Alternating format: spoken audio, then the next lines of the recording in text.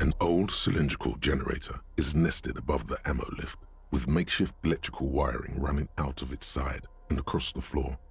The cables disappear into the wall to your right. The lieutenant puts his hand on the metal barrel, checking for warmth. It's cold now, but someone has been maintaining it. The wiring has been repaired. Downstairs, somewhere? Liquid carbon. I would imagine it takes mazout. The kind that's favored by vagrants and fuel thieves. It's been a long winter, long and cold. If anyone stayed here, they'd need a generator. A hollow ring, the canister is empty. Dust falls from the generator and down into the ammo lift. I don't know. I'm not a philosopher. That is his idea of a joke.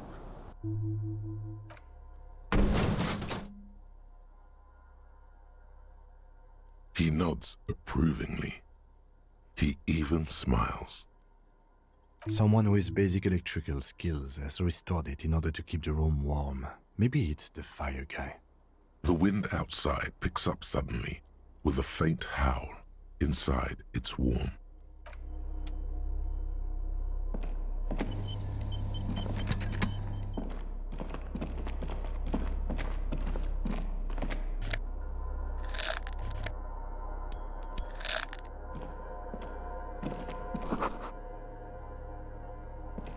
You see a small metal door nested inside a larger one, a heavy steel blast door. There is a conventional keyhole above the handle. It's very small. Maybe this is one of the doors we don't open? He's right. It would be better to open its big brother. A powerful engine hangs under the ceiling. It must control the blast door. All right, I retract my statement. It was naive. Let's look around and get it open.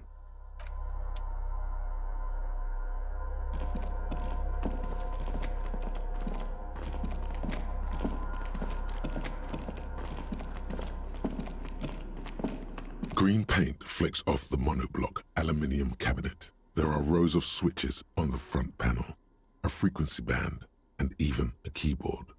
The keys rattle like teeth. This keyboard hasn't been functional in decades. The console of an anti-computation device.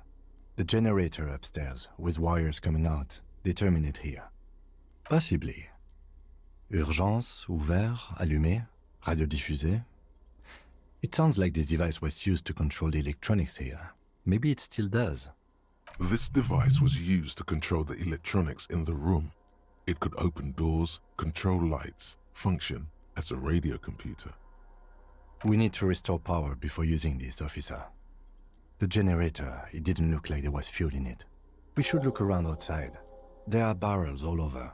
Maybe one of them still has something in it. The boat engine. But officer, then we would have to swim back to the mainland. Let's just look around, okay?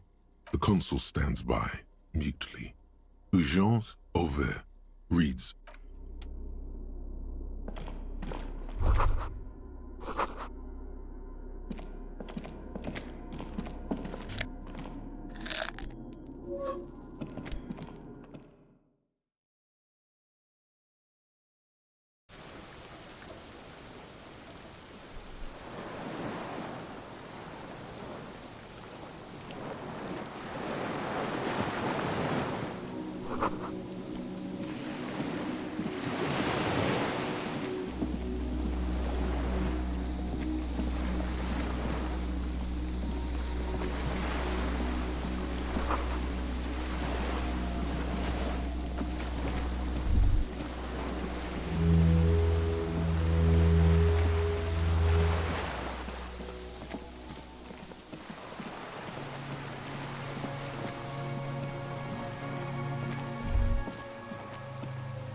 A strange feeling looking at the water. Maybe you should just wander off into the sea, leave it all, and walk in. Perhaps there's someone there, under the water, waiting for you, where it has always been, smelling of tutti frutti and betrayal. Yes, cold and still, but love is warm like the inside of her mouth. Yes, yes, yes, yes. No, we're not starting with that. Not now, not this time. This thought is over. In the snowing mirror of the bay, you see Martinez reflected. Tall edifices of ruins reach into the water, like shimmering towers. And the shacks too. Pine trees and motor lorries, upside down. Islets and posts, like stepping stones, lead into the water in front of you. Go, step in. It's been too long.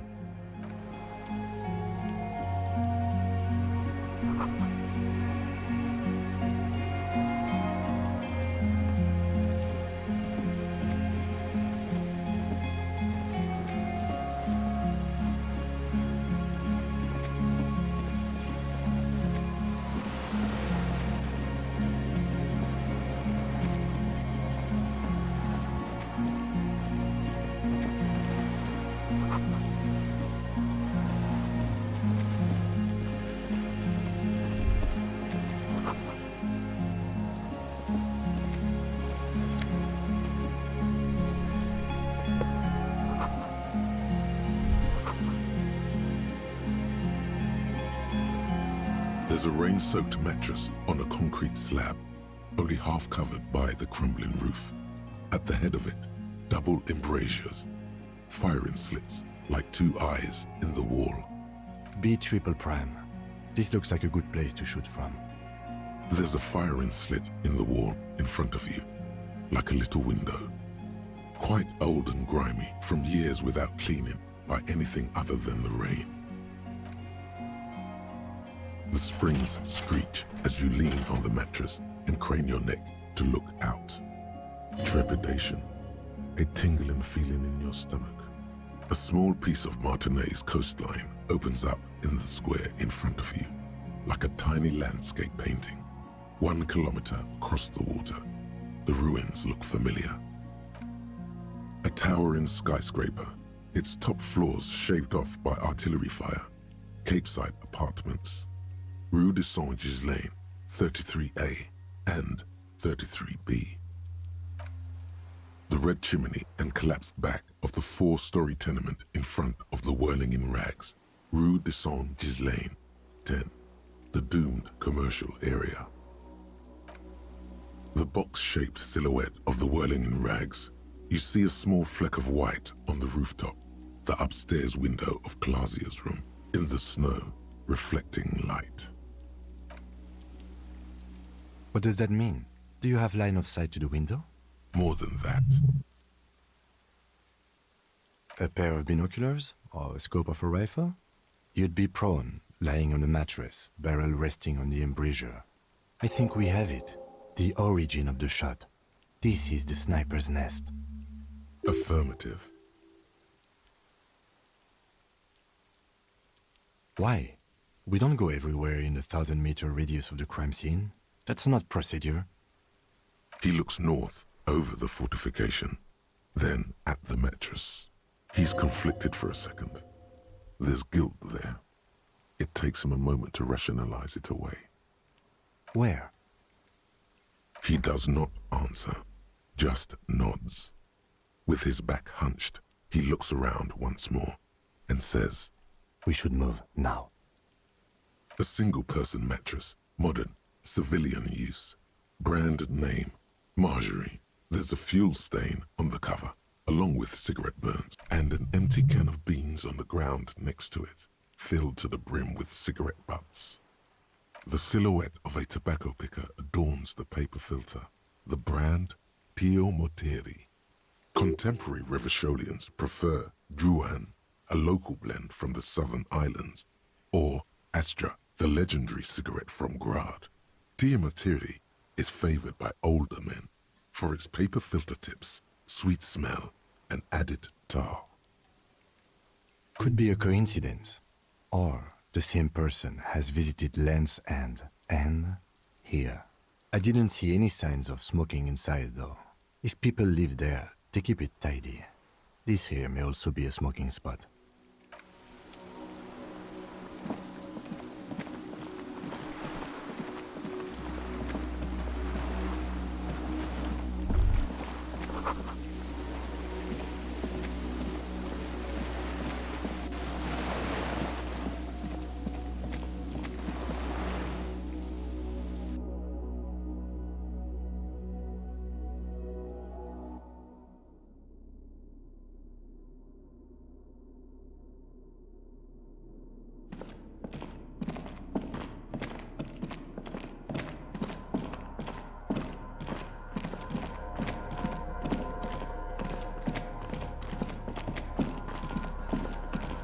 This old cylindrical generator waits with its fuel cap open. Makeshift electrical wiring runs out of its side and across the floor. The lieutenant assists you, holding the canister up to the fuel tank as you tilt. Dark brown, viscous fluid pours out, and the room fills with a chemical smell. There's a red starter switch on the side of the cylinder and a start rope on the other side. The lieutenant flicks the switch. The recoil start wakes the old generator up. The machine sputters like an old warhorse before settling down to a rattle. That should do it.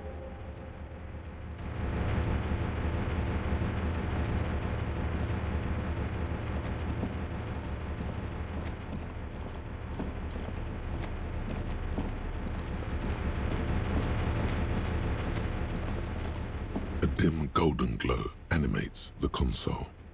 Faint, like a ghost light.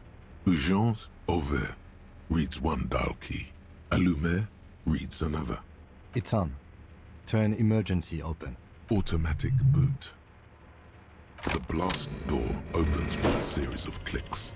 A shaft of light appears, then widens as the light shines in.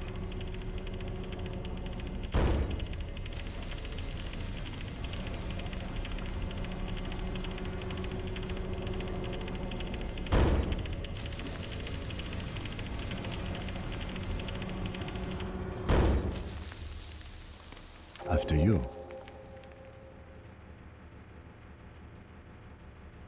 So did I. Not back there, but I felt it since we came here. I don't know. Don't worry. I have a gun.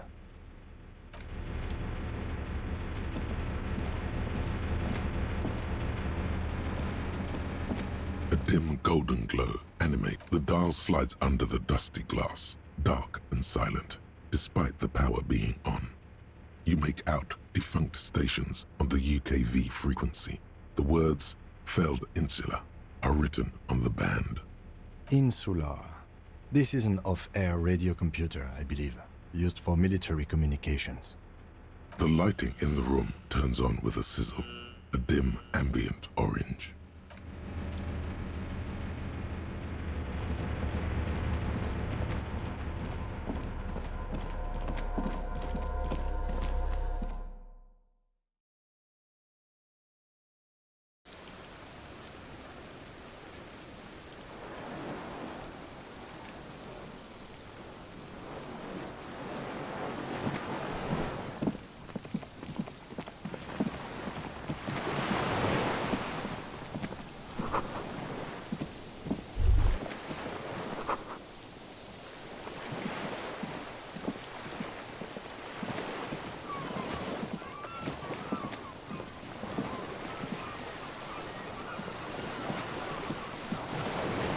An old man wearing tracksuit trousers leans on the frame stock of his rifle. He gathers a big ball of spit in his mouth, then spits it out into the extinguished fire before him. He raises his black eyes, hooded by creased eyelids, to meet yours. Unclouded by cataracts, his eyesight is sharp. He's practically tearing up from spite. Hatred got the best of him a long time ago. This man hates everything. my eyesight. Yes, helps me see all the shit. I did. And you opened it. How? I should have burned that console down. Reactionary rock and roll music. Playing on the water. Told you we shouldn't play sad FM. I did. We have entered a world where he said you shouldn't. It is the only world. Sad FM, huh? I always hated that station. Phlegmatic, counter-revolutionary dirges. Sadness is a mental illness. A weapon of the bourgeoisie. The fascists were right about rock and roll. It is degenerate. Hip gyrating, mental illness music. It's not nice. It's a piece of shit. But it gets the job done. It's a Triangong 446. Southeast Samarin made. Exotic. Must be defunct too. No modern rifle manufacturer of that name springs to mind. A Samaran rifle. How did you get hold of one? It was sent to us by our brothers in the Sinyao commune. Military aid. You heard me. It's good now. Like chalk wiped from the board.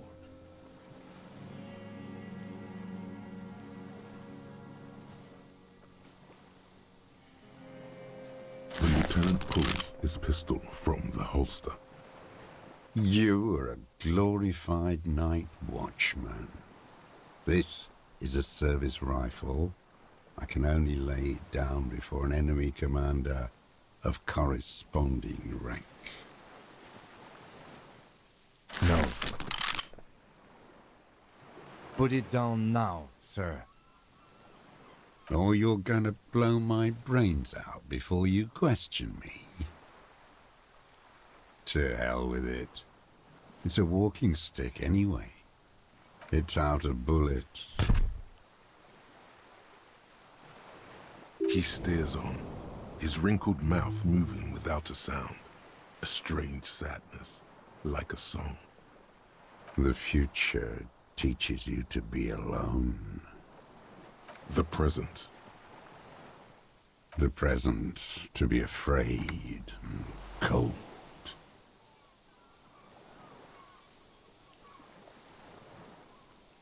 Real music.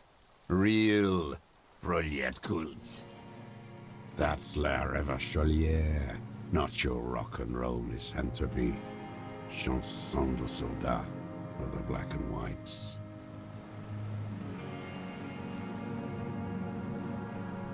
The job of a shitlicker. You don't understand anything. His gaze follows your motions. The rifle feels surprisingly light in your hand. Frame stopped and patched in places with tape and wire. The rifle's in a shabby state, like a crutch that's seen too much travel. Hieroglyphs are embossed into the forearm, made of walnut. On the butt, you see Vespertine writing, burnt into the wood. Triangong, 4.46mm, made in Sinyao. The right type and the right calibre. He's liking this. No one said it has to be Velnagrave. We were just guessing. From ballistics, it could easily have been a Triangong, too. It doesn't matter if it was made in Shanty Shanty. All it has to do is use jacketed ammunition. And it does. The old man keeps following your motion with his gaze. His right arm twitches suddenly. This looked very much like the murder weapon. It could be used against him to get a confession. In time. No reply. His leg twitches. You went in too fast. Over-eager. My name is Josef Lilianovich Dross. Political Commissar of the 114th Anti-Aircraft Division of the 4th Army of the Commune of Revachol. I am a deserter, a partisan, and a prisoner of war. This is my terminus surrender. The Commune of Revachol? Do you mean the ICM? You're a holdover from the... From the Insulindian Citizens Militia, the army of the revolution. I was recruited in Jamrock in '07, trained in the École de Contrôle Orient, and consigned to emergency defense duties in '08. I left my unit on the eve of the landing. When I returned here on May 14th, the Commune had fallen. Still armed and ideologically trained, I wrote a criticism of myself and resumed partisan duties. 51 minus 8 equals 43. No. I've been on other islands, too. I was in Resurrection until they turned it into a spa in 18. Then I was on E48, a nameless sound, until the sea washed over it. Then I came back here. That was 22 years ago.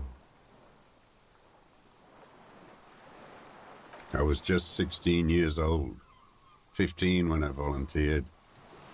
I had a lapse of faith. And of courage, too. You could say I misunderstood the historic role of the proletariat and thought Mazovian socioeconomics were fallible. For a second, I doubted the irreducible laws of historic materialism. A second is all it took for reaction to take hold. Petty bourgeois terror. It's in all men. It's the same thing. You haven't seen it. Not really. Not naked. It's impossible not to be afraid.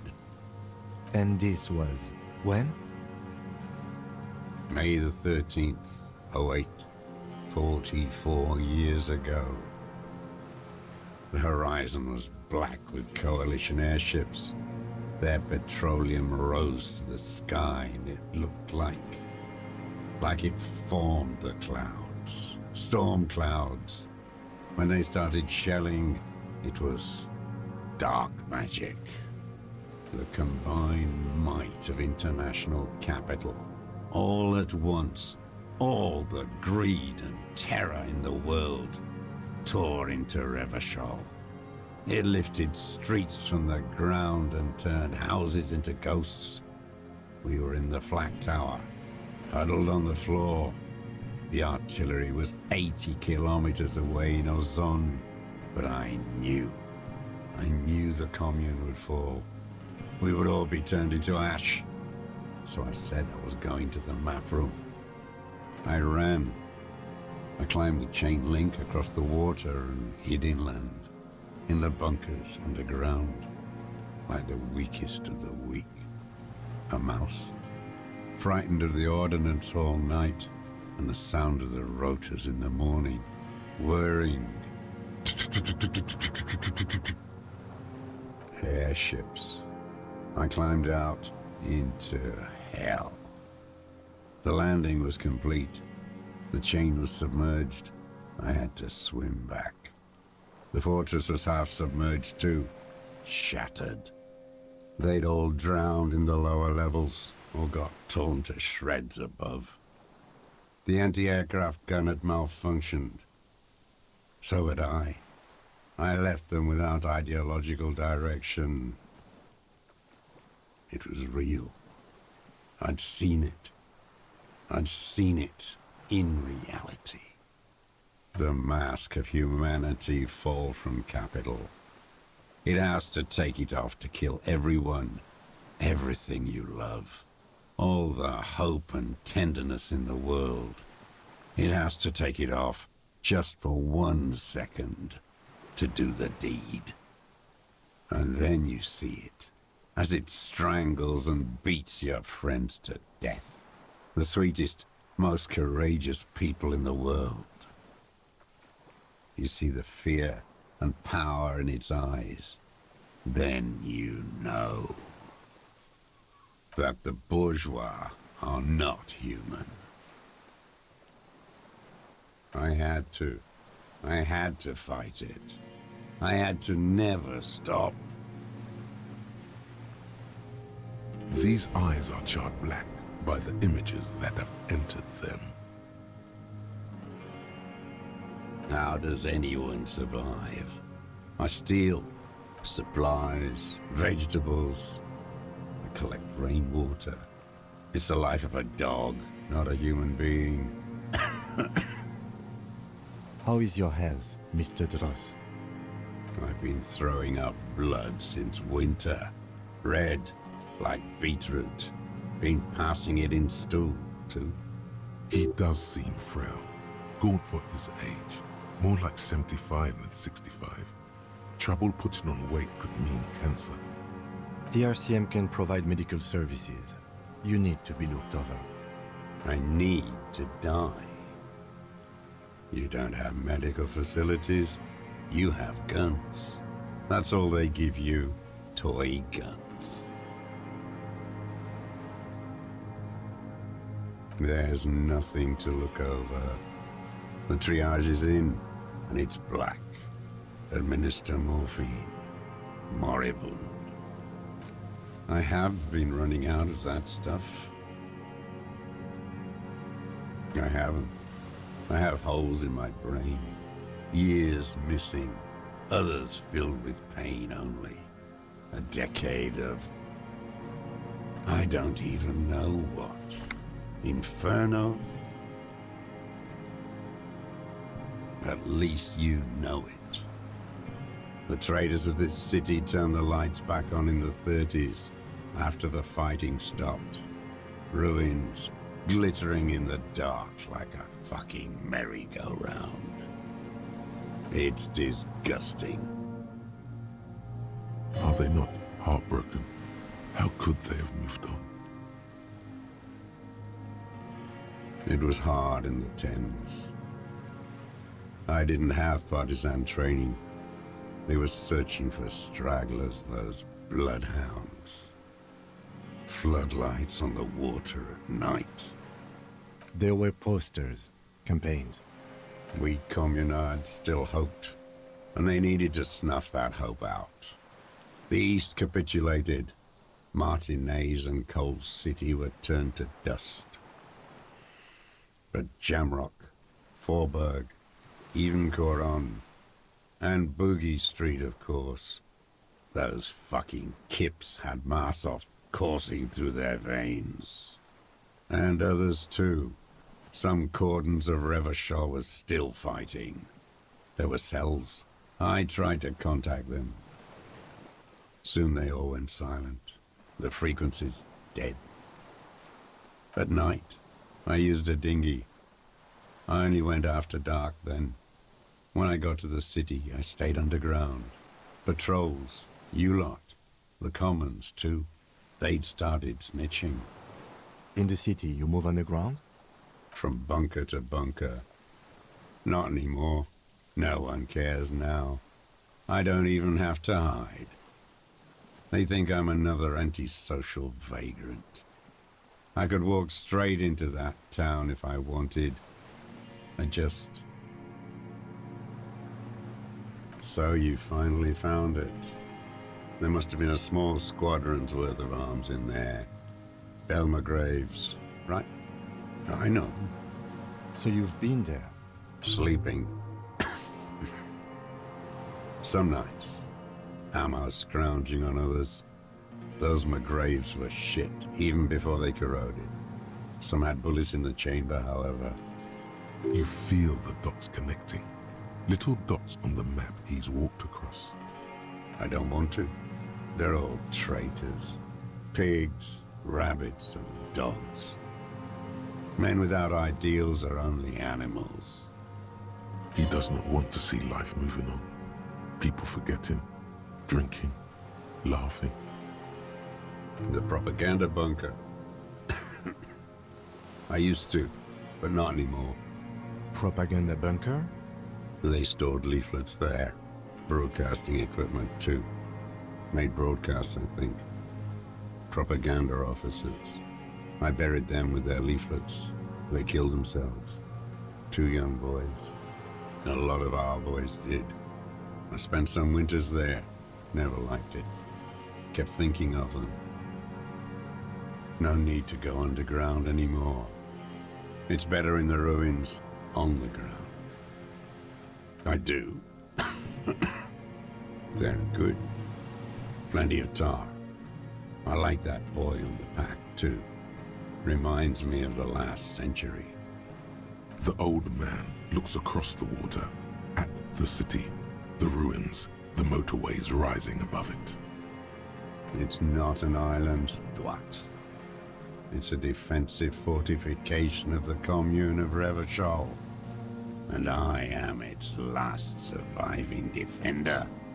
The congenitally deformed King Philip II built it to restrict access to the Bay of Revachol. We captured it in '02, retrofitted the fort with an AA gun to defend against an airborne landing. Against the whole world. Coalition military called it Operation Deathblow. I later found out, on the radio, they called it Deathblow. You're one of them. Tell me, who speaks like that? We had 50 million people on Caillou alone. Sure you are. You're RCM. Answer me. Who calls an operation against 50 million people Deathblow? You don't know. You haven't seen it. Iblis, the black-eyed angel. Shaitan Ahura, the Darkened One. You're with the RCM, the coalition-appointed mob that enforces bourgeois morals in Revachol.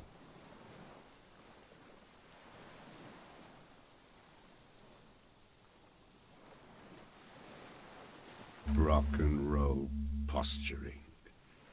You're the RCM. You represent the Moralist International, the enemies of humanity who took this city. I represent their adversary, le Parti Communiste Insolente. Take me to them as a prisoner of war. I have relinquished my weapon. I can no longer serve. No superiors can relieve me of my duty. You bulldoze them all to a mass grave for trying to free humanity. A spray of blood from his mouth on the black charcoal in the fire pit. Rene, the royalist on the coast, said, Liberal reactionaries signed that instrument. Traitors who should have been burned alive. I answer to the Communist Party. Is that part of why you've been here all this time? Because the party didn't surrender? He just wipes the blood from his chin. Honor is a feudal atavism. My motive is class. 43 years and 10 months. It's inhuman. It's sick. It's not how a human being should live. But I had to. I couldn't just forget. I couldn't just forget what I saw. He just couldn't. He nods, but he can now. What have you been doing during all this time? Hiding, fishing, waiting. 2 police officers step out of the Whirling in Rags cafeteria. Satellite officer Jean-Vic Mayer inspects a series of burnt black letters splashed across the plaza mosaic. Patrol officer Judith Minot points west. The fishing village. She glances at her watch. We meet in 15 minutes. It's a 10-minute walk. The officers go, leaving behind the writing, still smoldering. One day, it says, I will return to your side. Always waiting. For her to return. Her who? Girl child. Revolution.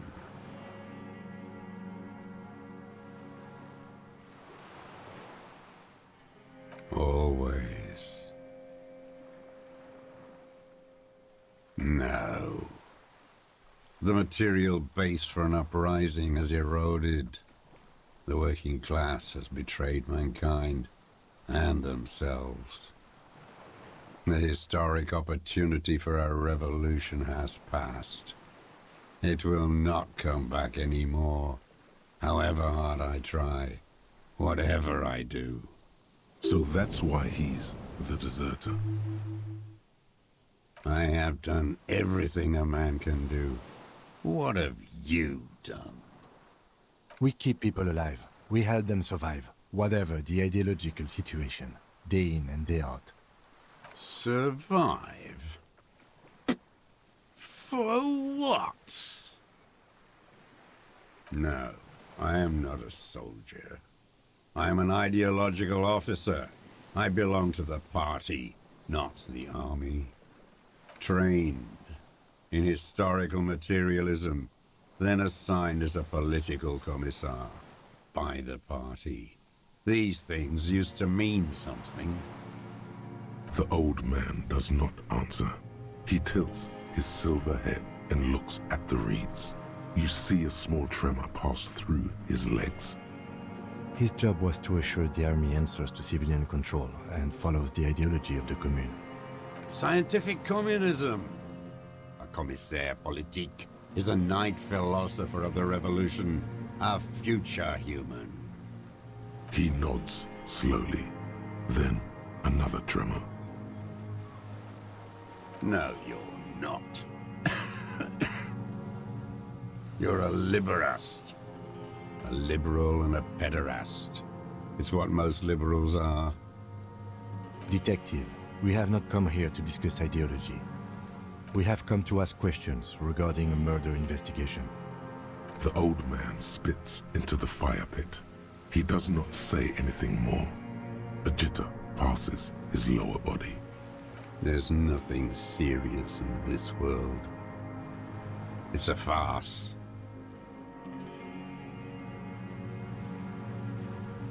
I ain't going anywhere.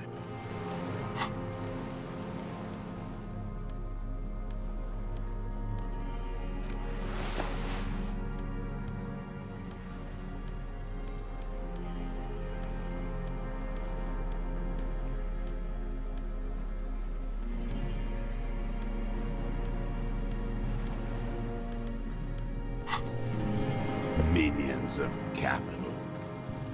What strikes you about this gaunt man is not the stomach pain, or the cough, or the malnutrition. For a man who spent 44 years hidden in the urban wild. Indeed, he speaks fluidly. His movements are rapid, if erratic. His voice, despite the cough, is there. It is capable of expressing complicated ideas. Above all, he seems animated. It's a mystery. This animation comes at a cost too. Erratic hand gestures, thought processes cut off like threads, as he just stares at the logs or the reeds. He also suffers mood swings, bubbling to the surface, unconstrained by his nervous system. Great leaps of emotion, from anger to grief, despair. You've seen demented people before.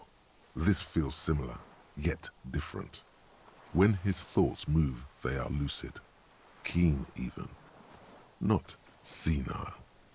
Perhaps, but his seems more than that. The inner turmoil takes unexpected turns, as if forced on him in a way. In summary, you sense some underlying neurological disorder. No, I'm not okay. I shit blood, and I'm surrounded by insane people. There it is again, erratic hand motions, bouts of rage, and the stomach thing too, of course. What have I used it for? I've used it for killing people. Killing people? It's a gun. That's what they're for. You want a moralist euphemism? Defending your family and your property. I haven't done that. I've used it to kill people. Interesting. During or after the war? There is no after the war. Class war is never over. So he's continued killing after hostilities ended. Okay, okay. Go in straight. No euphemisms. He doesn't like those. No, no. Be careful now. Slow and steady does it. Make him repeat it first. Don't mess this up. Remember, he wants to tell you. Get personal. The who now? He heard you. He just wants to hear you say it again. This is dramatic flair on his part. Right choice. We're in. Do it, sire. Oh, yes. That one. Ugly piece of work, that boy. Did you kill him? I am a son of a welder and an officer of the commune of Revachol. I do not collaborate with murderers and pederasts of the liberal regime. Exhaust him with proof. Pile it all on him. Get a confession. The scent of blood in the air. But what else? There was something you can't remember. Something about the tracks. Suddenly, all those tracks are so confusing. Go with something else first. I saw you poking around there, looking for evidence. You're damn diligent when it comes to dead fascies. Did you like the view? You had direct visibility. There are embrasures in the concrete, specifically meant for a top follower to use. And you had a long-range rifle in your possession. You've been here a long time, Mr. Droz. Too long. You clearly need medical aid. I'm ready to die. I've done my part. He's practically admitting to it. Dead fascists for fascists. Done his part. Just one thing remains unclear. The rifle does not seem to have a scope. Forget about your stupid fucking scope. I don't know where it is. Find it yourself. It's your problem now. He lost it. He just doesn't know where it is. Forget it. Push on. Because it's a sniper's nest, you stupid fuck. Radio Gosh is right. You have worms in your brain. Almost. He almost burst out there. Keep piling arguments. Anything. Not a lot of guns around that use military-grade ammunition, are there? It's a real gun. Not like your little musketeer pistols. I've seen you prance around with those. Jumping hoops for the liberals. You look like imbeciles. Why don't you ask them to give you real weapons, eh? Going against automatic rifles with a flame bomb. Of course you got all those boys killed. He would have a good view of the tribunal from here. It's not just empty boasting. So he saw you. Okay. So what? Don't let it divert you. You didn't handle anything. I watched it happen. You let those fucks rip right into them. Got that girl killed, too. None of those people mean anything to you. The vultures feed on this city, and you prepare the meal for them. You're getting diverted. Push the gun. Only the gun matters. So you watched the fight. Did you like what you saw? The mayhem. It was all your doing, your plan. You got them killed. You don't know anything. You know what? You're right. I'm convinced this made the shot. Should we call it? 4.46 jacketed ammunition, modified for range. We have it. This is it. Good. This feels good, doesn't it? Tearing things up like this. When you have the murder weapon, you have the killer. Murder.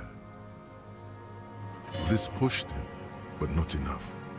Just a little more. Wait, here it comes. The goddamn Maybells. The dried Maybells on Clausia's roof. Who cares? There were Maybells in the grass when you got here. And on Clausia's balcony. Wait, don't forget the footprints. The diagonal prints in the dust in the secret space behind Clausia's bedroom. Now, they're gonna come up. Yes, ouch. So good, it hurts. Those were not modern prints. Damn Maybells. The whole island is turning white with them. He seems tender suddenly. Nostalgic even. A strange mood swing. So many this year, too. The spring is coming. No, it's already here. Wash the filth away. They blossom on the islets before we fertilize them with our blood. Resurrection was snow white in May, before they ruined it.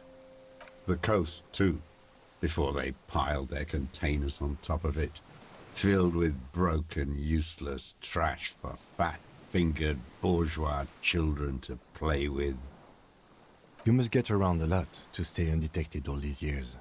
Do you know any secret paths? Pinball workshops? I may. Classier. With the victim. There is a small tremble. Looks like a smile. A crooked smile. Yet isn't quite voluntary. He's about to burst. Don't leave any loose ends. Get him on everything. Everything is brands with you individualists. Who cares what brand my shoes are? Sansa? Some shit. Show me the souls, please, Mr. Dros. Fucking imbecile. The maker is called Sansarique, and the size is 42 to 44. These are not the unusual horizontal patterned souls you saw in the dust on the floor of the hidden room. They do, however, seem to be about the same size. The size fits, but not the soul. Sire, he doesn't have to be wearing them right now. Racking those brains, are you? Desperate to report something back to your masters? They must have really loved that dead fuck. The lieutenant gives you a quick sideways glance and nods to acknowledge. The prints were his. You can see it in those eyes. He can't keep them from flickering, looking for something. The old man stares at his own prints in the ash around the fire.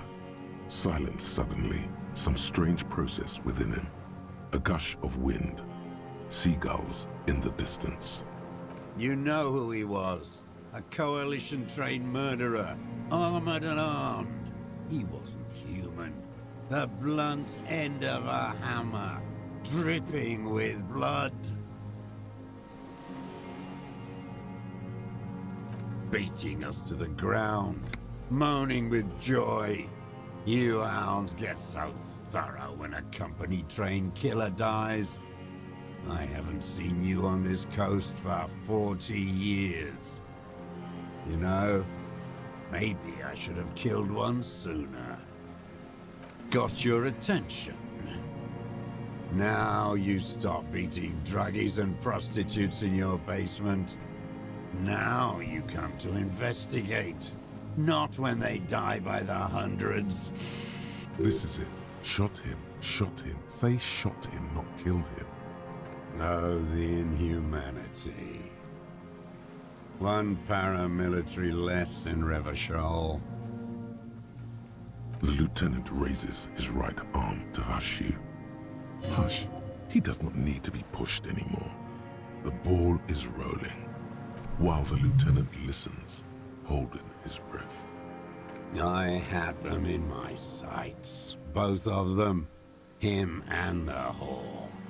I was breathing with them, in phase, and I pulled the trigger and flew on the air until I landed in his mouth. I didn't think I had a shot like that in me anymore. I did. I saw him kneel there with his mouth full of death, and that stupid look on his face. And his dick still in her. Nothing. I went to sleep. Next morning there were Maybells everywhere. The world was white, or what's left of it anyway. My last spring here. I knew the fascists would come to avenge their own. And so they did. Mr. Dross, are you aware you're confessing to murder? Yes. And you were looking at Dan, the victim and a young woman, having sex, through the scope of your rifle that night, before you shot him? The old man nods. Why? Because that's what they were doing. The motive. This is where the motive is going to come from. You can coax it out of him. The lieutenant's preparing the ground. I don't understand. Do you, detective? I don't understand this part. I'm always looking. Are you always looking through the scope of a rifle? I'm just trying to understand. A rifle's scope has the best magnification. And if you don't like it? Yes. Think of it as a form of critique.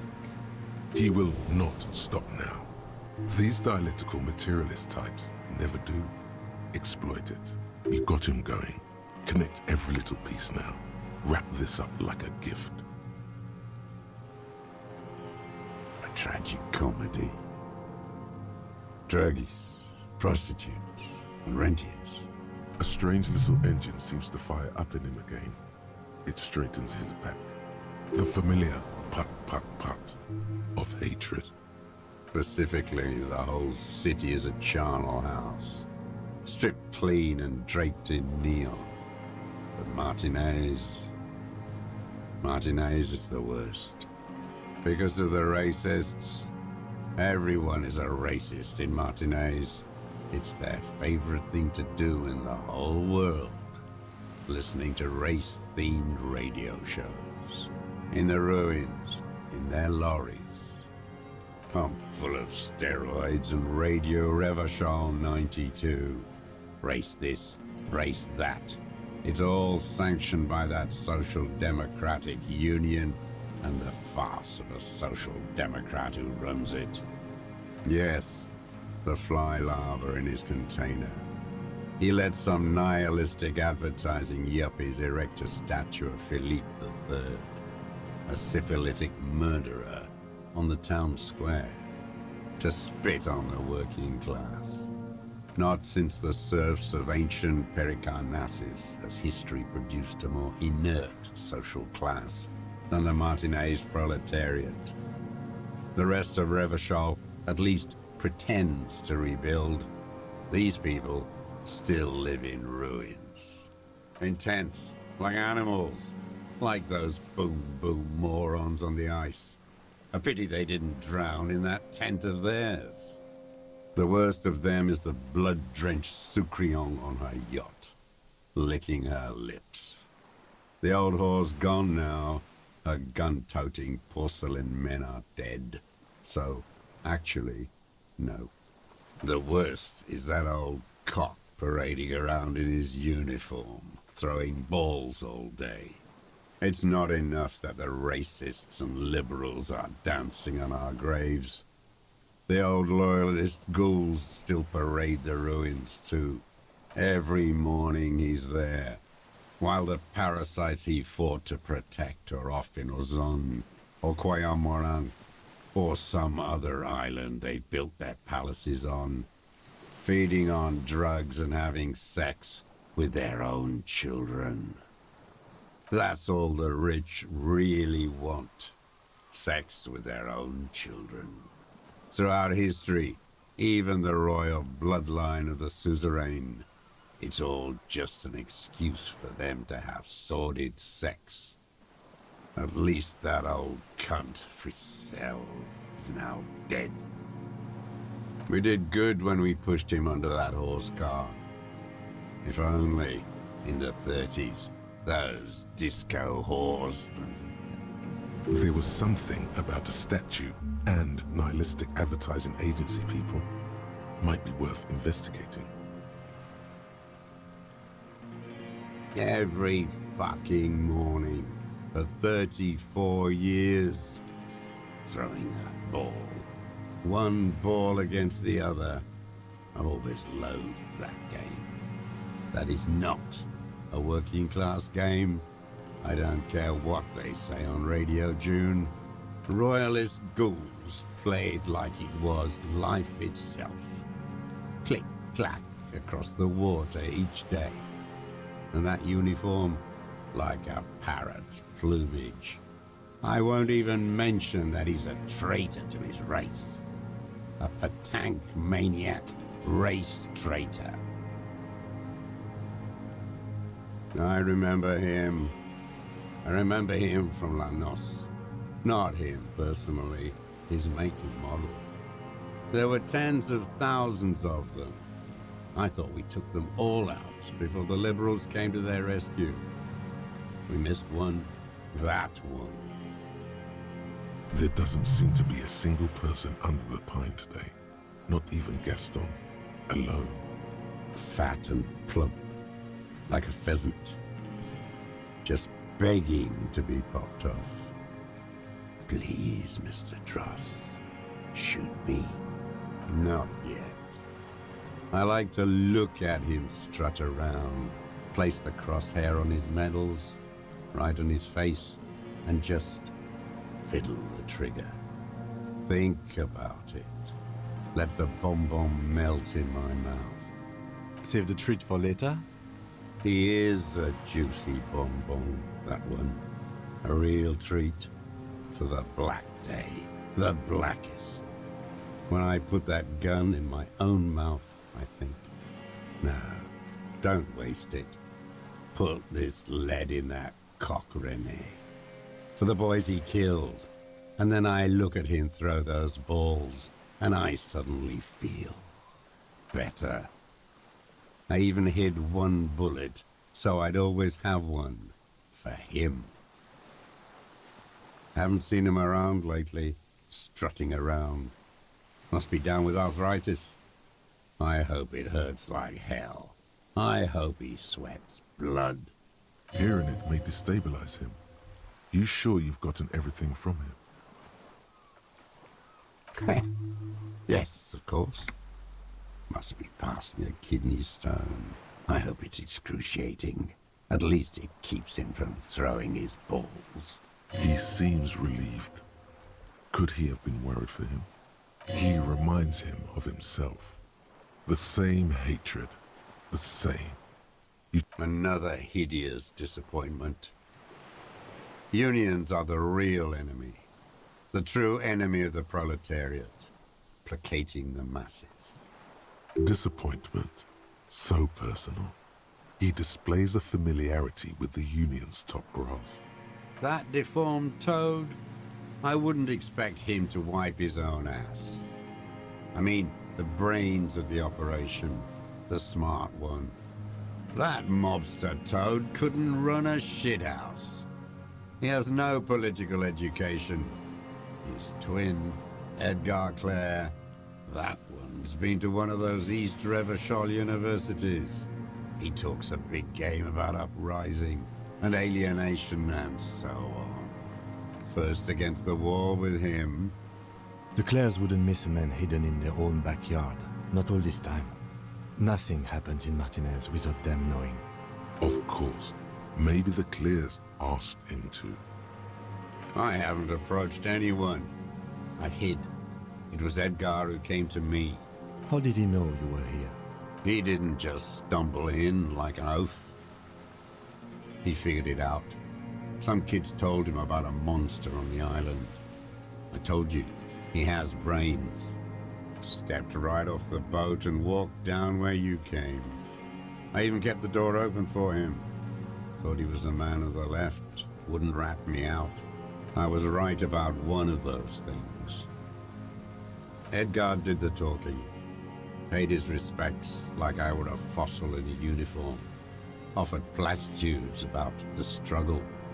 Flaunted his pink degree. Even quoted Marzoff. Never trust a social democrat who quotes Marzoff. Oh, and charity too. They love their charity. Offered me blankets and social housing. I still have the gas cooker he brought. Let me be here. The ZOC is an unlawful successor of the Commune of Revachol. We took this fortification from the Loyalists. Even the Clares understand this. They let him be here. Understanding was a courtesy. But why such a courtesy? I'm not doing anything for that swine again. Again? What have you done for Edgar before? Tried teaching him some Marzovian socioeconomics. They didn't stick. We parted ways. Okay, he didn't do the hang the man for them.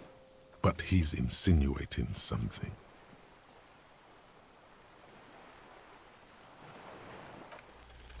The connection comes to you like a splash of cold water. Dark, cold water. Hey. He acknowledges it.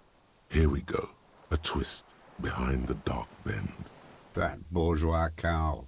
Tiffin Holly was her name. Licked the rich man's hand every time he came to town. Never seen a labor leader so hot on mutual cooperation. And money. She liked that too. That Holly was a real bridge builder and a deal maker. Called in, they say, on the eve of battle. Ran away. Vanished like a piss stain. No, that's not quite it, is it? Did she? They say her daughter called in, not her personally.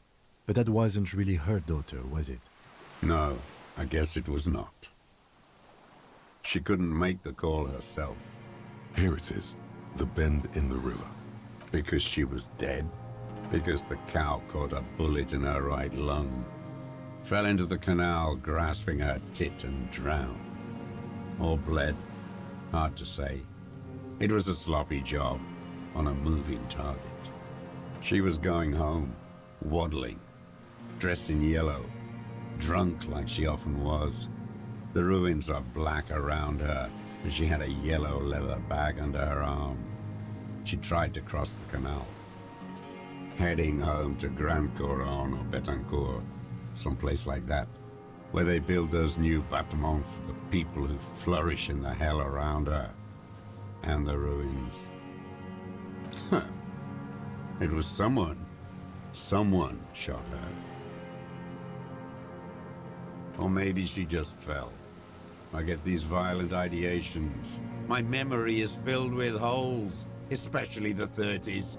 All I know is nothing changed. Not in the material base, not in the hegemony. There was no uprising, just words. The Union fizzled, sogged. Nothing came of it. Nothing. Edgar didn't keep his part of the deal. Huh. If you were to testify to this, give the RCM something on Edgar, you could walk. We would strike everything you've done and process you as a POW. You were in a war. You were on assignment. We could even extradite you to the Samaran People's Republic. A degenerate worker state. Go shit. No, thank you. I'm Revacholian. My days are short. I will rot away here, in a moral intern cell. I will not testify to anything. I saw it happen, and I liked it. That's all I have to say. I didn't live and fight for 40 years to end up as a collaborationist. I've heard it on Channel 8, 40 AM, Radio Revachol, late night. Everyone is a blobber in this world. Everyone betrays everyone. They're all already locked up for betrayal. The best ones, the ones with heart, were slaughtered, trampled. The same old freezing hatred. There is plenty here to work with once he's in custody, and the lieutenant knows it. He gives you a little nod to proceed. Syphilis is a disease Philip III contracted in a whorehouse. The statue is an abomination. The bacteria entered his brain and made him squander trillions on sparkling wine, cocainum, and monuments of himself. His son, Philip IV, the insane, contracted syphilis in the womb. That is technically possible, although Philippe III was not actually syphilitic. He was just mad. And he still went on to govern Revachol for 25 years. We lost 2 million lives toppling that mode of government. And those grotesque statues, too. Hundreds of them. What a keen remark. Yes, it is, isn't it? It's still there. Do you know why? That's right. Some advertising cockroaches erected a cynical deconstruction of it. We tore it down with honest, working-class plastic explosives. And there it is again. Art is a bourgeois establishment. It's an affront to humanity. Every gallery should be bulldozed, and the artists should all be given 30 years of hard labor in Yekokata. Wait, the bullet hole in Philippe's heart. The statue had been shot. That was him. It had to be. He's already proven capable of taking a far more complicated shot from here. Forget about that. Something much more noteworthy goes off in your brain. Could it have not been that?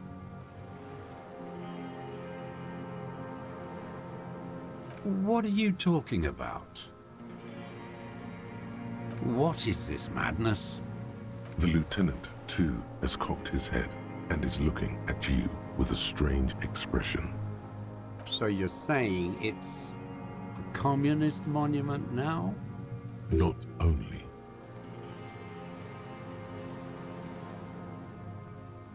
We did always have the prettiest posters. Maybe you're right. That is how dialectics work. But understand this, art is still a bourgeois institution. And they all should still be sent to Yekokata. Don't be squeamish. It is commonplace to relocate the workforce as the need arises. All nations do it. It's called settlement. Some kind of bourgeois fascist horse. Yes, where is he? I hope he doesn't have debilitating arthritis or kidney stones. He can still come out to play with balls and get shot in the head, right? Oh my God. He's even worried for him. No. I waited too long. I waited too long and now he's dead? I'm sorry, Mr. Dross. I understand you knew him for a long time. They're all dead now. Fuck it. If he really wanted to kill him so bad, he would have done. There must have been 1,000 black days on these islands. His health ailing. And I blew them all. What does it matter now? He's gone. Ancient dust. He reminded him of himself. The same hatred. The same. You tried to think of something else, but no. It's just hatred. All human beings care about each other. I cared for seeing his head explode. Now, God damn this world. Fuck you. You think I haven't seen people die? It's all I've seen them do. Fuck and die. All the other plans we had. To love. To colonize the Pale. It's all fucked. He's not okay. This is just another black day in a row of black days. Something strange is keeping him together, making him endure. An idea told to him by grown-ups from radio towers and leaflets in beautiful print when he was still a teenager. Everything is possible if we fight. glad we talked about what?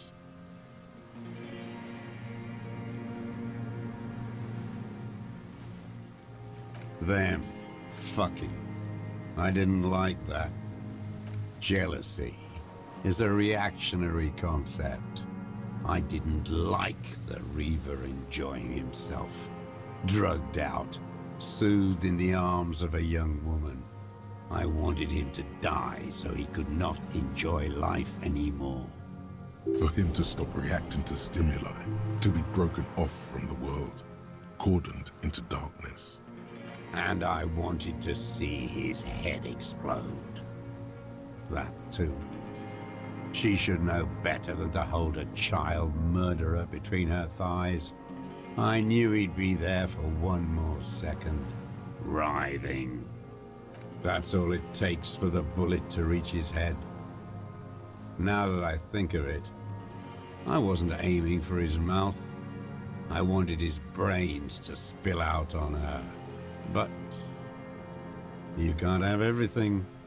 He wants to see her covered in blood. There's nothing to hold on to. Only this. It's not enough. The coals of his eyes glisten suddenly, like stones dripping with water. Is he crying? Man needs to feel something else. In this fight, it helps if you have your eye on something there. It's weakness, I know. Yes, over the years.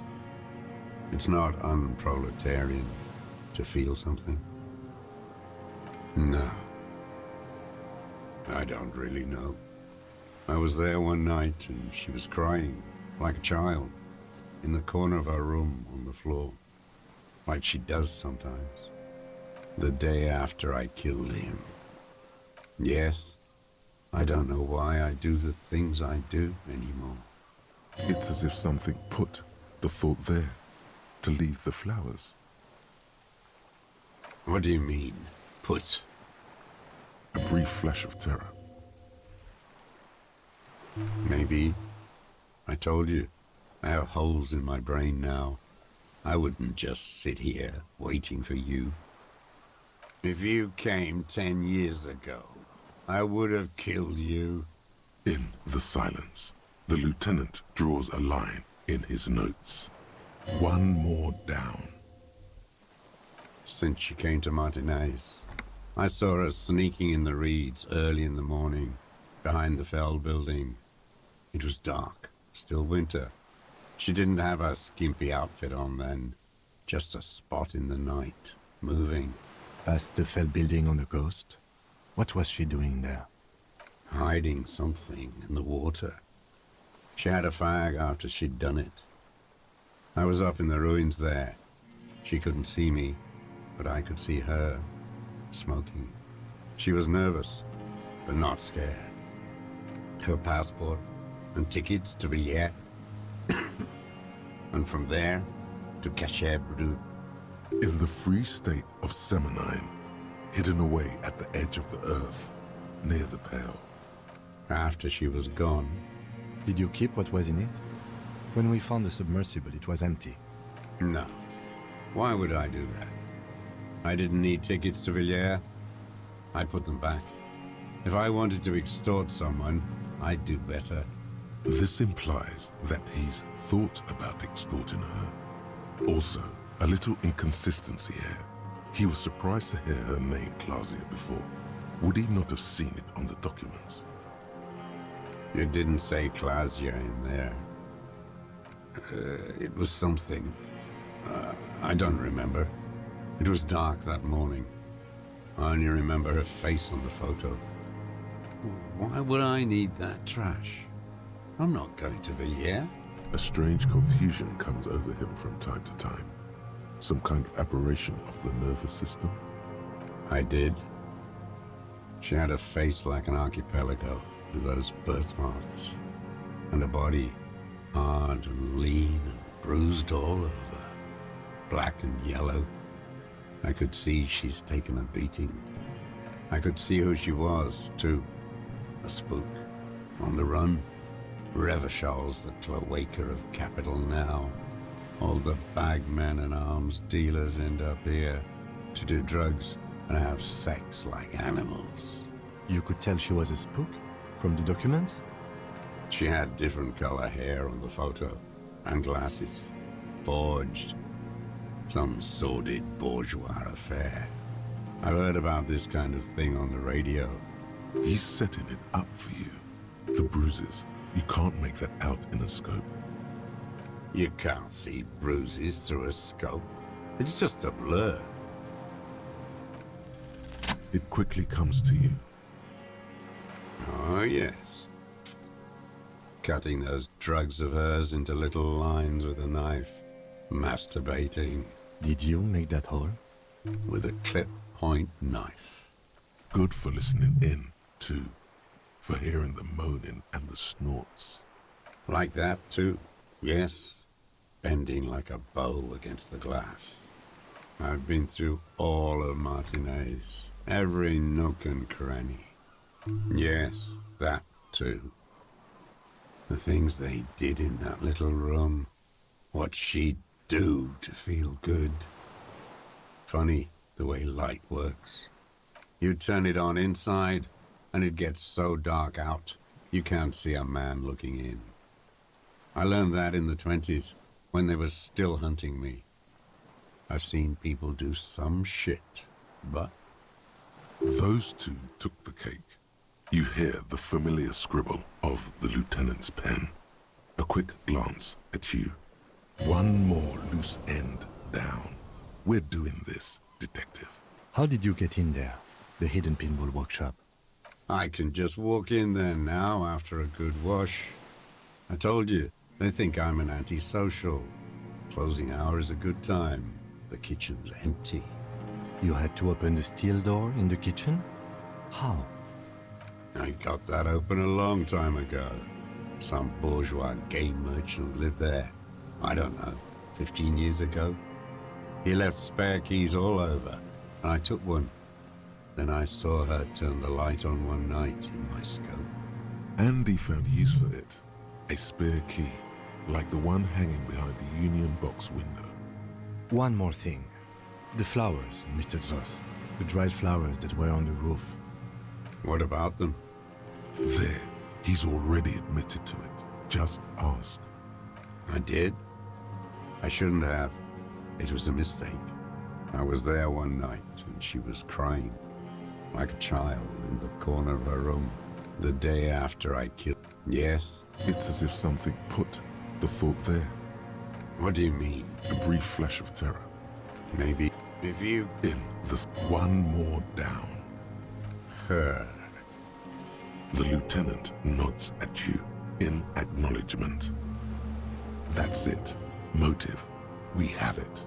Where is she? That Clasier. I haven't seen her there for days. Gone. I knew it. She'd look at night, crying or smoking on the roof, staring right into me. It doesn't matter. Across the water, on a dilapidated jetty in a nameless village, made of grey cinder block houses with Eternite roofs, 2 police officers and 1 special consultant look across a narrow strip of sea. He's there, doing what exactly I don't know. Satellite Officer Vic Mayer points at the ruins. Behind that anti-aircraft something. That's why we can't see him. Special Consultant Heidelstam is optimistic. We'll see the boat when he comes. Let's go get a coffee until then. I know this interesting little place. Where?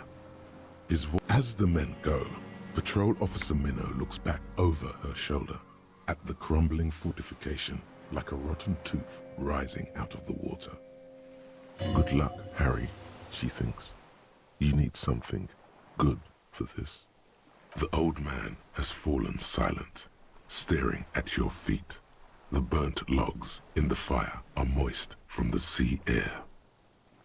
What? But you said I would be taken to the...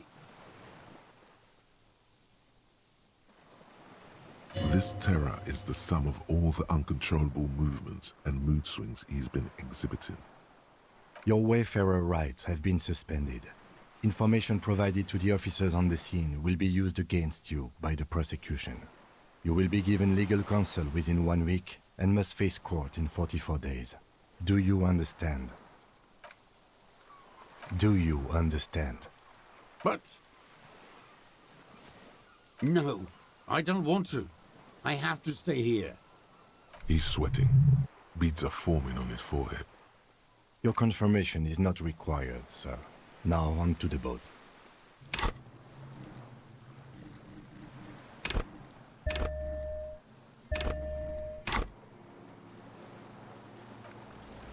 There it is again, to your north, as it has been since you came to the coast. The reeds whisper, stalks rubbing against each other. But then, in the middle of it, something completely different. It sounds like a bow, very slowly being drawn against the strings of a violin. A very small violin, made of reeds and rushes. Maybe there is room for 3 on the boat. What? What are you talking about? Is this... really us? Your skin crawls.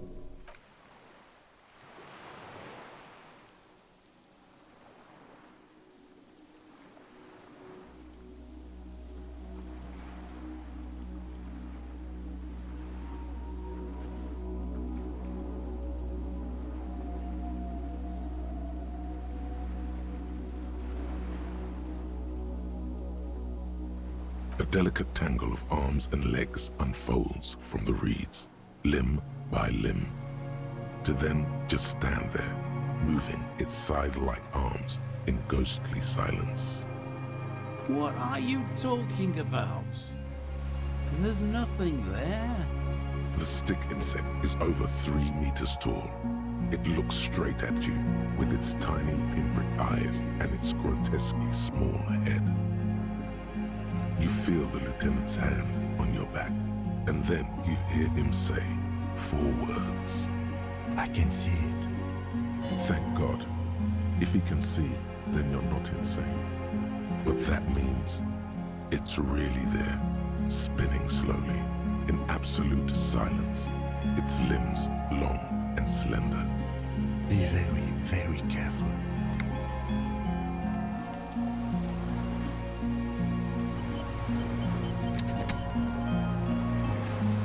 The creature stands on long stilt-like legs, antennae hanging from his head like a woman's hair, white and curled at the tips. It is no more than 5 steps away from you. Reed-like tufts stick out of its joints. As the insect moves its forearms, it produces a faint hiss, like a reel-to-reel machine spinning after the tape breaks. The hiss is different from the strings you heard before. It says something else in a lower pitch.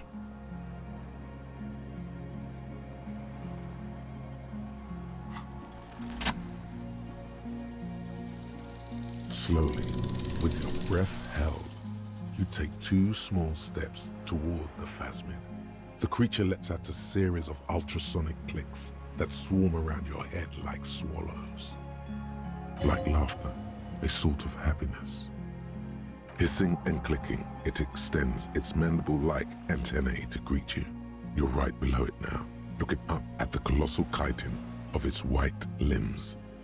The head of the creature is crowned by reeds, and its eyes are like small droplets of water.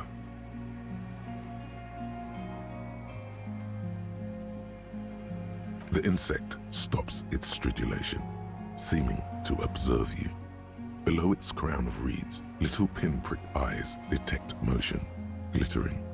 The world stands still around you. Suddenly, there is silence.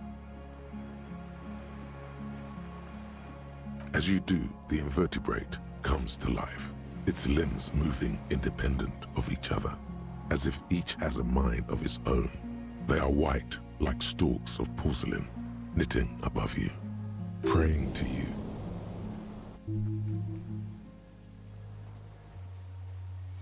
reed creature does not stop its stridulations. It towers above you, parting the reeds it emerged from. Tuft-like structures still rustle on its joints. No reply. A total ancient silence comes from its mouth, along with what appears to be some kind of foam. The stridulations of its limbs continue all around you. You were right. Little bubbles form on the mouth parts of the creature, on its segmented lower lip. It looks to be foaming, slowly. The foam is white, then yellowish. The faintest smell like you've never felt before. Like Careful. It may be poisonous. the foam slowly turns a darker shade, like burnt caramel, as the insect moves its mouth parts, masticating. The little bubbles begin to burst, one by one, letting out that same smell like summer burning. I exist. Tell me what it's like for you. Fire? Where?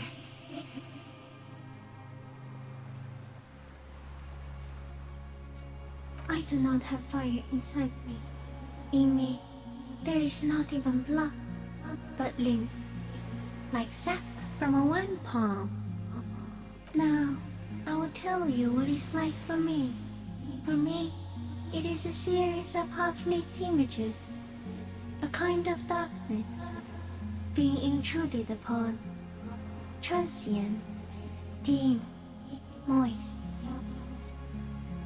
Shapes of plants and animals, and internal sensations, a swarm of sounds, tiny vibrations on the inside of my forearms, all speak of complexities totally beyond my understanding. I am at the end of a narrow funnel, weightless, so light it only feels like something to be me. In truth, perhaps I'm nothing. I certainly do not have a soul, and if I did, it would never burn.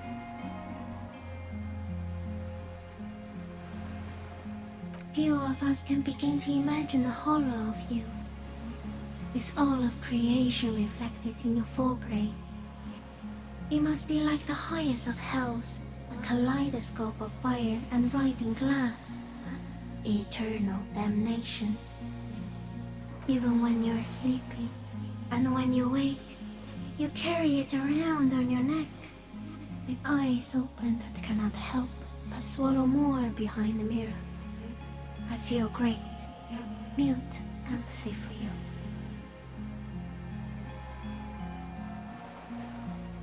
That must be incredibly hard. The Arthropods are in silent and meaningless awe of you. Know that we're watching.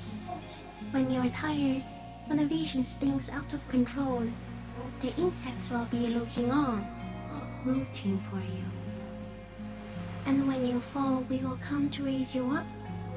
Bud from you, banner-like, blossom from you and carry you apart in a sky funeral, in honor of your passing. But not me, because I'm just a leaf eater. In honor of your will, Lieutenant Euphrator, that you kept from falling apart in the face of sheer terror, day after day, second by second. Detective, arriving. So am I. I was born to detect sucrose rewards and semiochemicals. What were you born to detect? He's in a bad state, deteriorating fast now. He thinks I am beneficial to him, but I am not. I only quicken his deterioration. Very slowly, and only because he won't go away. It is meant to keep them from noticing me, to interfere with the pictures in their heads. But he has looked at me for too long, and I am destroying him. Not even the birds know that. Not even the water lily. You can also eat it. If he's a leaf, You can put it in your mouth. Yum yum. Or read. No, you're awake. I am real. Light is forming me. This is real. I am an unknown species of the order Phantasmodia, endemic to the Insulindian Insula. For the last 350 years, I have hidden in plain sight, masquerading as the reeds, molding, cloning myself, unfolding at night to play with trash bins and boys. I went unnoticed by the first settlers and the land surveyors of the suzerain, also by the soldiers of the revolution and the officials of the occupation. Even the Seminoles Islanders who came here first, but did not stay, have not seen me. I have stayed hidden through 4 forms of government and 2 scientific revolutions, until I was accidentally discovered by a detective of the citizen militia in Revershaw, district of Martinez, March 51. No, you are. The moral of our encounter is, I am a relatively medium life form, while it is you who are a total extreme madness. A volatile simian nerve system ominously new to the planet. The Pale too came with you. No one remembers it before you. The Nidarians do not. The radially symmetrics do not. There is an almost unanimous agreement between the birds and the plants that you are going to destroy us all. It is a nervous shadow cast into the world by you, eating away at reality. A great, unnatural territory. Its advent coincides with the arrival of the human mind. You're a violent and irrepressible miracle. The vacuum of cosmos and the stars burning in it are afraid of you. Give me enough time, you will wipe us all out and replace us with nothing. Just by accident.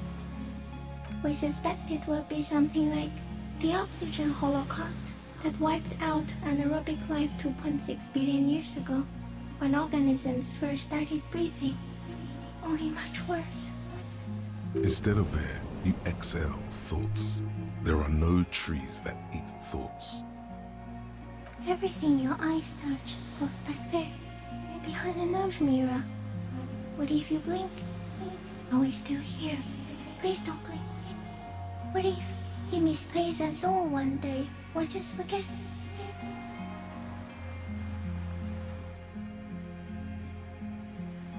So it is already happening. Soon, one of you will close your eyes and open them to see that none of this ever existed. It doesn't look like that, no.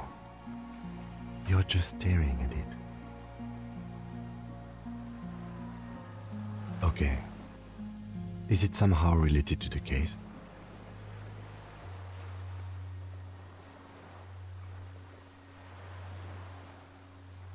I think we should take the picture, and then you should back away from the unstudied species. No, there is one more.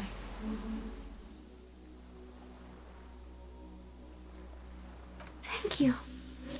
I also have one more thing to say to you. That woman, turn from the ruin. Turn and go forward. Do it for the working class. She was middle class. It doesn't take a 3-meter stick insect to tell you that. Okay. There is no change in the insect's motion while it's being aimed by the camera. It remains fixated on you. In 3. If it moves, you jump back. I'll shoot. Here we go. 3, 2, 1. The shrill flash of the camera cuts the air like the blade of a sword. The phasmid freezes in its bright light. Head turned toward the lieutenant, hypnotized by the flash. It stands frozen before you. I got it. Immortalized for all time. The limb before you is incredibly light, like eggshell. It's much lighter than a reed. You feel a soft push could tip the creature over. Its hollow exoskeleton collapsing. A small shudder passes the creature's arm. High above you, its black pearl eyes still glisten, mesmerized by the light passing its nervous system. There is some kind of countdown happening as it slowly processes the overwhelming brightness of the signal. The invertebrate is regaining control. The stimulus overloaded it. It's passing like an extended moment or a gallstone. The antennae hang from a great height. With your hand shaking, you barely touch the tip of the left whisker. On contact, the chitin curls into a spiral, like the tip of a poison ivy. Its touch on your fingertip feels cold, ticklish. It is surprisingly delicate, the curly end of the whisker, like a young vine. It's even a bit wet.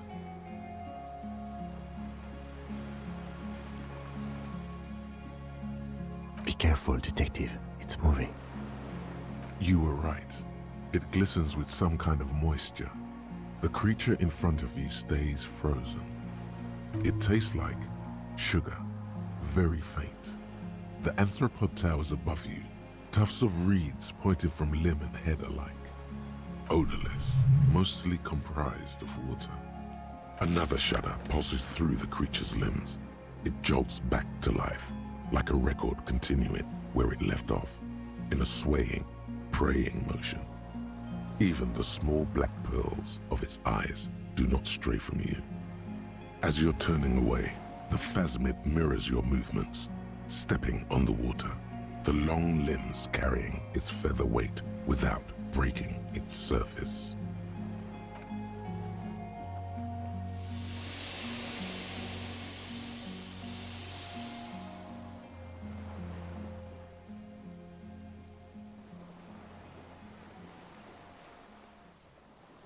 And just like that, it's gone, skating away across the sea's calm mirror like a skipping stone, leaving nothing but circles on the water. And something under it, in the place it stood, bobbing there, among the reeds, a collection of items. It's gone.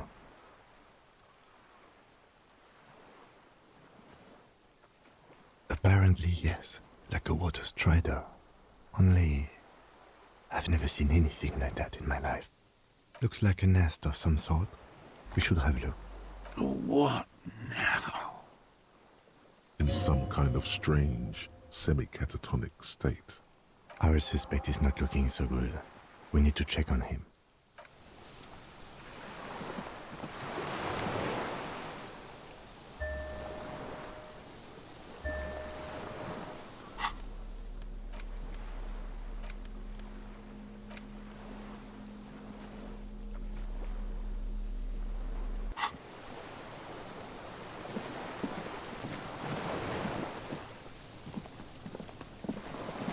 What is it?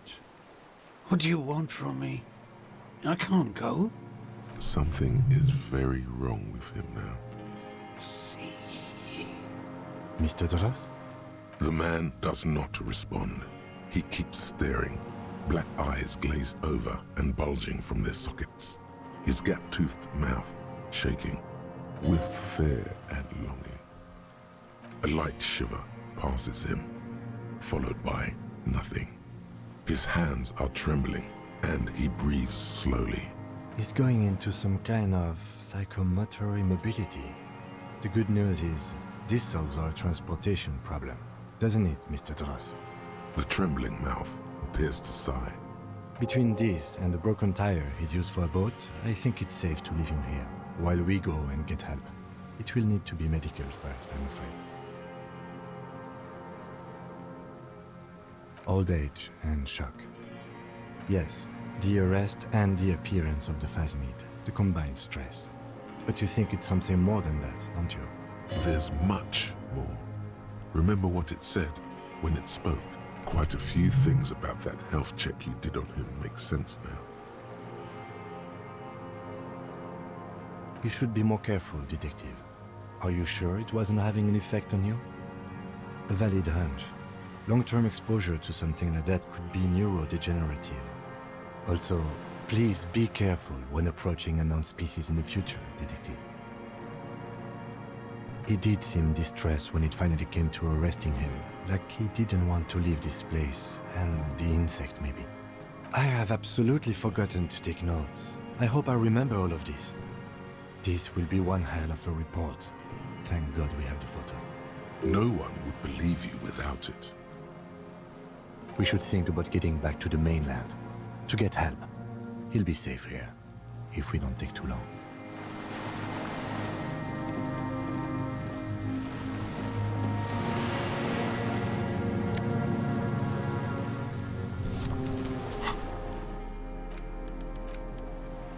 This passport, issued by the Sovereign Republic of Oranje, is issued to a black-haired woman called Katarzyna Alazie. Classia's hidden documents from the MT boy. It's Klasia, with short black hair and glasses. She looks boyish, younger somehow. An old photo, before life came and did what it does. Maybe our man, Mr. Dross, took it from Classia's, or whatever her name was, hiding place, or... Like a magpie? What a coincidence.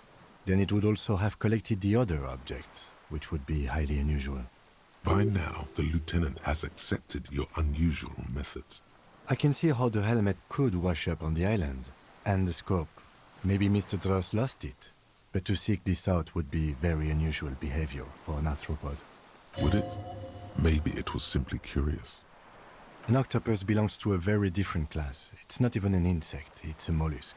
But yes, I see your point. She said it would be for Anouk Meyer-Smith. Anouk Meyer-Smith. Katarzyna Alazie was supposed to be her real name, where Klasia comes from. Remember? God damn it. Yes, somehow she managed to lie to us one more time. In a way, she's still lying to us right now. I don't know, but it's not Katarzyna Alazie or Klasia or Anouk Meyer-Smith. We didn't even scratch the surface with her, Detective. Perhaps it's better that we didn't arrest her. Who knows what hell she'd be raising in my district by now.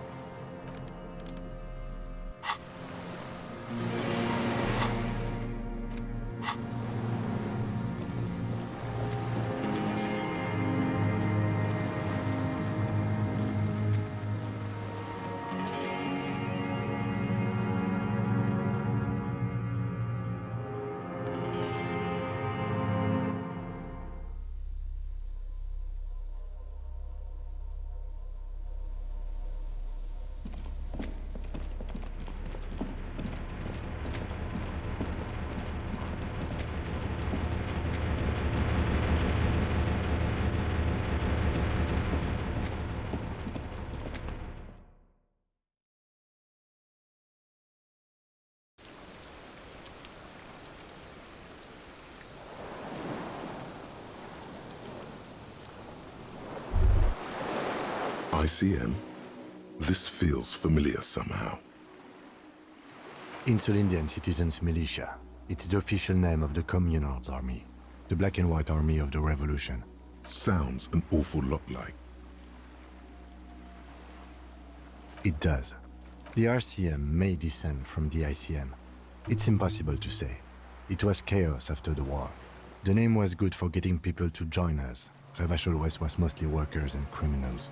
Nice political thoughts rush through your neocortex. It's going to be hard to say them. Carrying around all that weight on a busted crutch is making you pant. There were all sorts of groups and groupuscules back then. It doesn't really matter. No, an upside-down star. With its horns in the sky, the symbol of the commune. No, that's the uninhabited archipelago. A DeLorean-era symbol of Insulinda, known as the face in the sea. After 44 years? That's not nearly enough to hide what happened here, Lieutenant Gefreiter. One of these barrels was still leaking fuel, as you saw. The city is full of things like this. Old bullets, guns, fuel.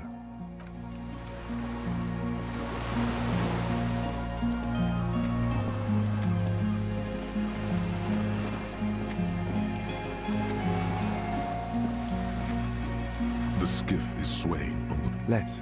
We are done here.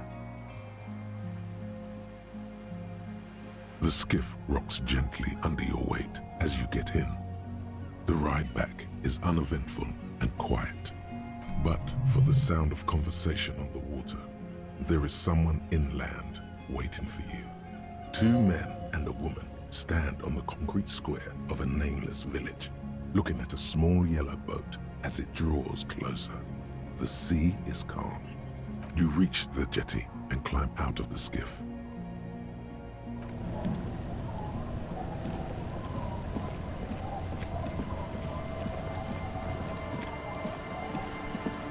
Look what the tide brought him. Harry, you're bleeding all over the place. You're half dead. Whatever this is, it is completely unimportant compared to what you've just seen. This is the man with sunglasses from the Whirling in Rags.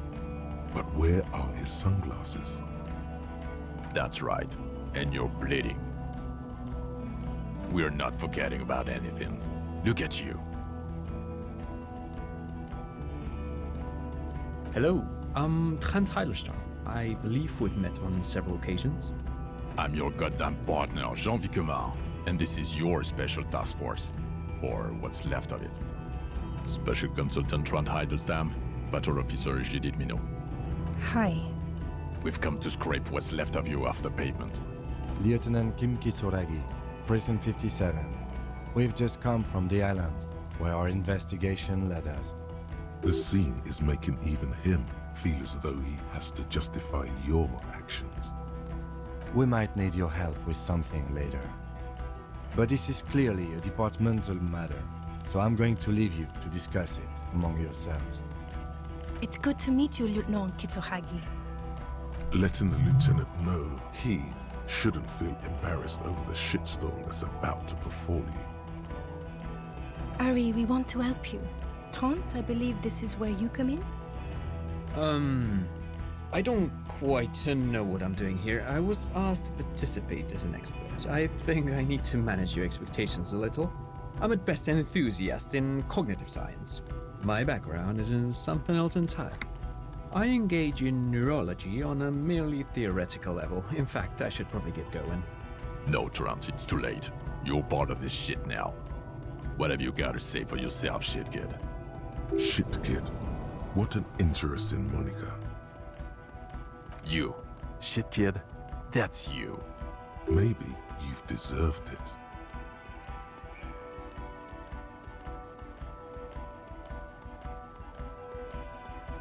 Yes, I'm Trent Heilerstein.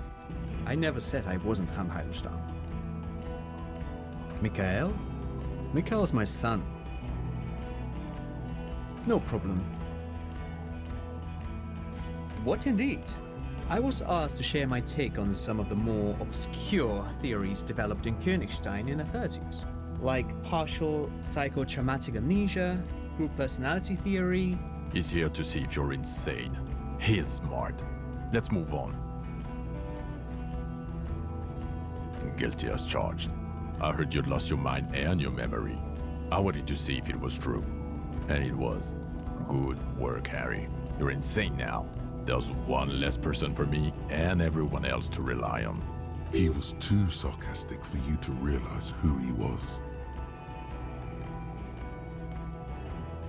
I'm clinically depressed, Harry. Sorry if I wasn't in the mood to batter you up after you told us to fuck off. Did you? Or did you literally not recognize my face? We've been partners for how long, Harry? Don't answer that. You don't remember. Judging by the familiarity you feel toward him, 2 years minimum? Or maybe a short but close stint on the task force? The cafeteria manager you fucked over told us where you went.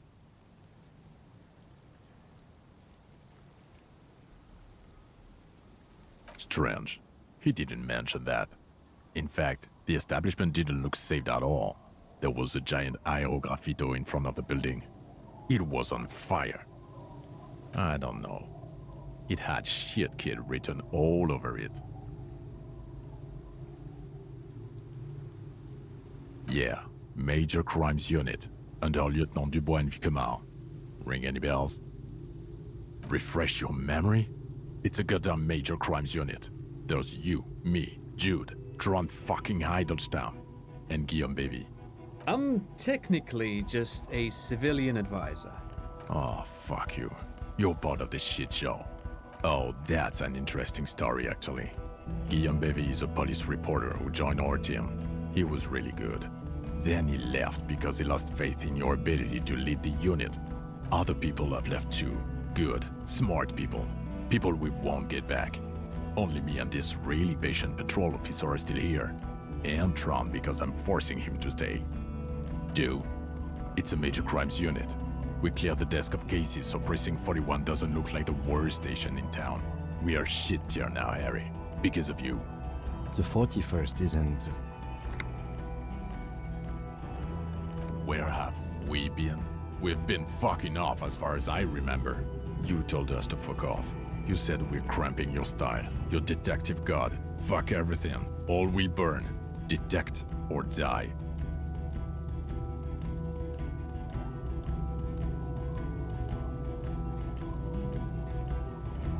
Here we go. Alcoholic delirium. Visions. All must pay. The bells aren't ringing because you have brain damage. Trant, this is where you come in. How bad is it? Well, he doesn't have visible tremors, he talks without slurring, he can drive a boat, he's standing, reasoning. All good signs, but complete retrograde amnesia, episodic and semantic. Meaning, you forgot both who you are and the definitions of money, e-solar, pal, and so on. As displayed in a station call, our interactions with him, and I don't want to be a snitch, but also mine with him before when Harry did not seem to know who I was. It's all very interesting. Interesting? Yes, interesting. I have my theories, but I would like to hear Harry's thoughts first. Harry, what do you think happened to you? Neurologically, psychologically, and why not socioeconomically?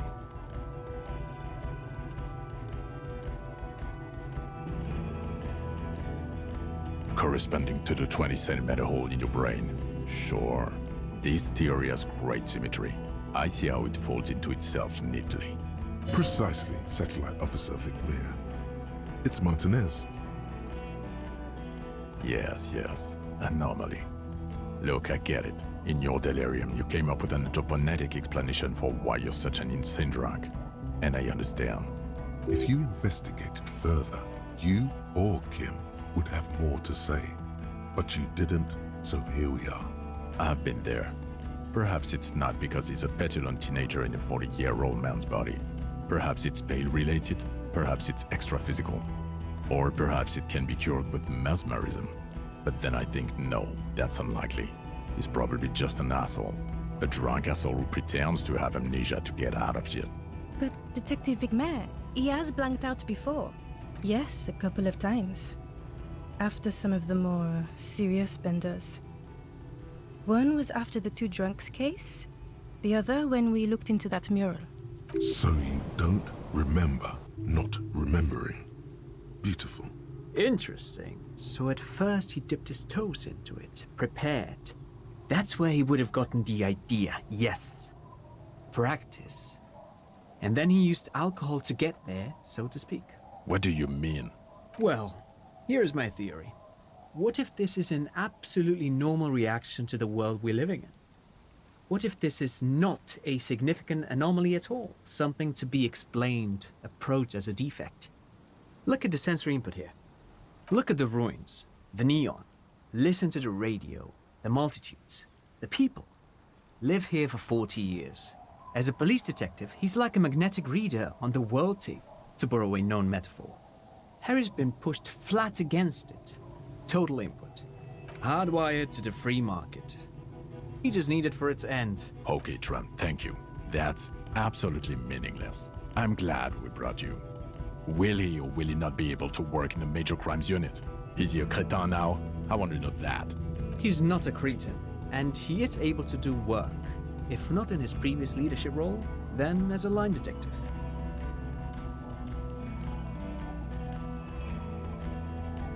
No one even mentioned that. I misphrased my question. It should have been, is he able to put his clothes on and use the body? Or do we need to get him on a disability pension? Now nothing. Now we're just going to stand here. No, now we discuss that. What the fuck did you do to a motor carriage? Why is it there, Harry?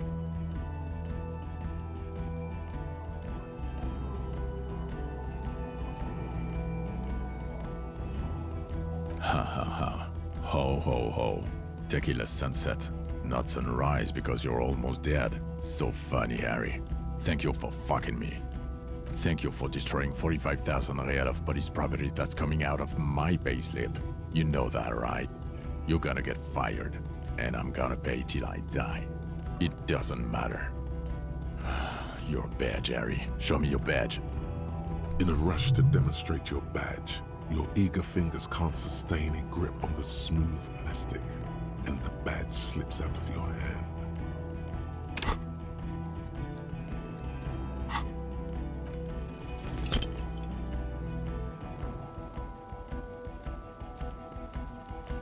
You juggle the badge for a second, unsuccessfully, and it lands on the ground, some 2 meters away. Ouch! You strained your elbow trying to catch that stupid thing. Damn it. He found it. He found it, Jean. It's his badge. And your gun? As if having your badge and gun are natural states, not achievements. What is it with all these material objects? He has it. And he didn't drop it. You're drunk like a bum, Harry. Put that thing away before you kill someone. I don't buy it. Why do you smell like a corpse then, huh? He's wounded. It's been a long week, and he's handled an actual corpse.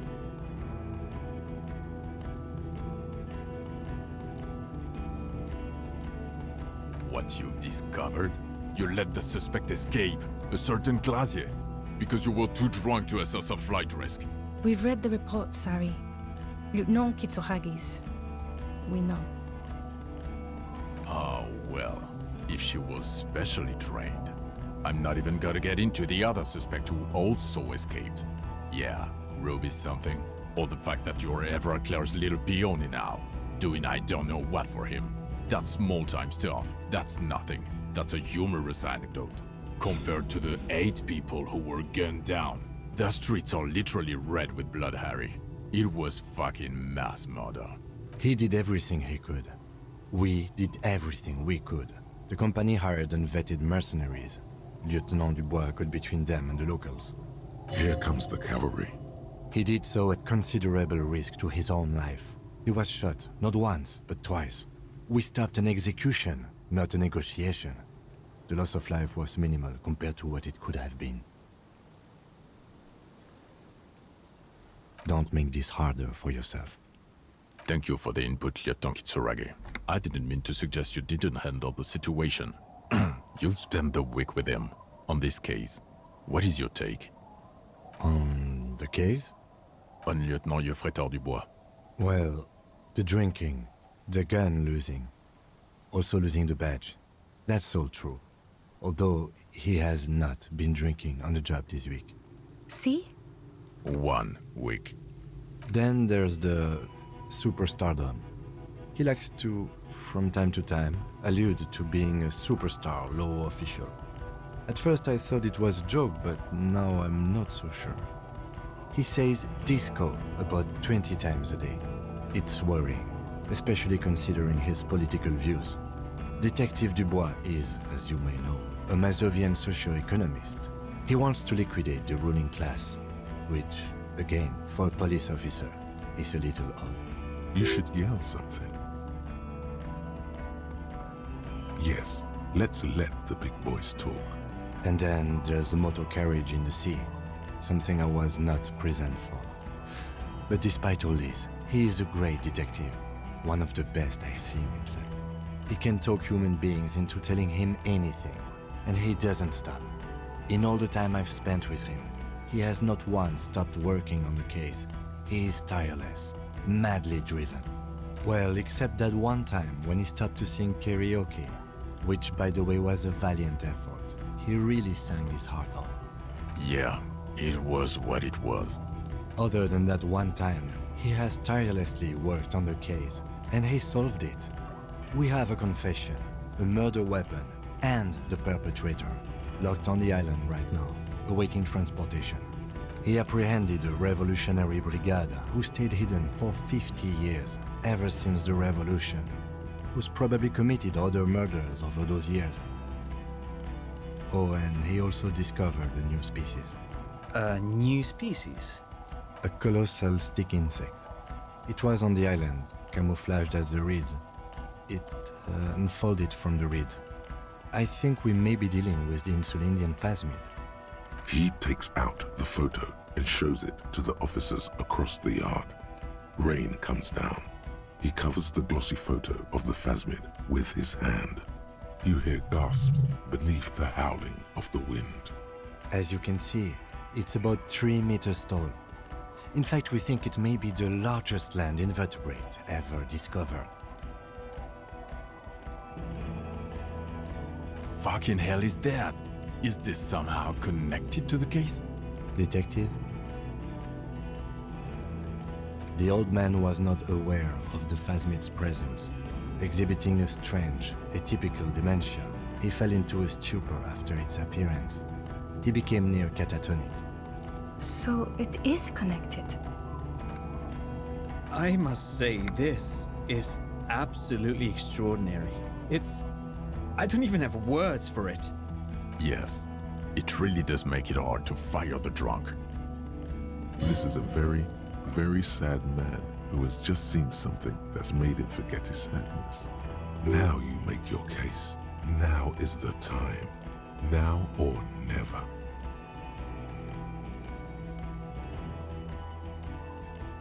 This is a conversation for when we are no longer out in the open, in Martinez, where Everard and Edgar Clare have ears everywhere. Understood, of course. But a case against Everard would be big. I would prefer not to partake in anything union-related, for political neutrality.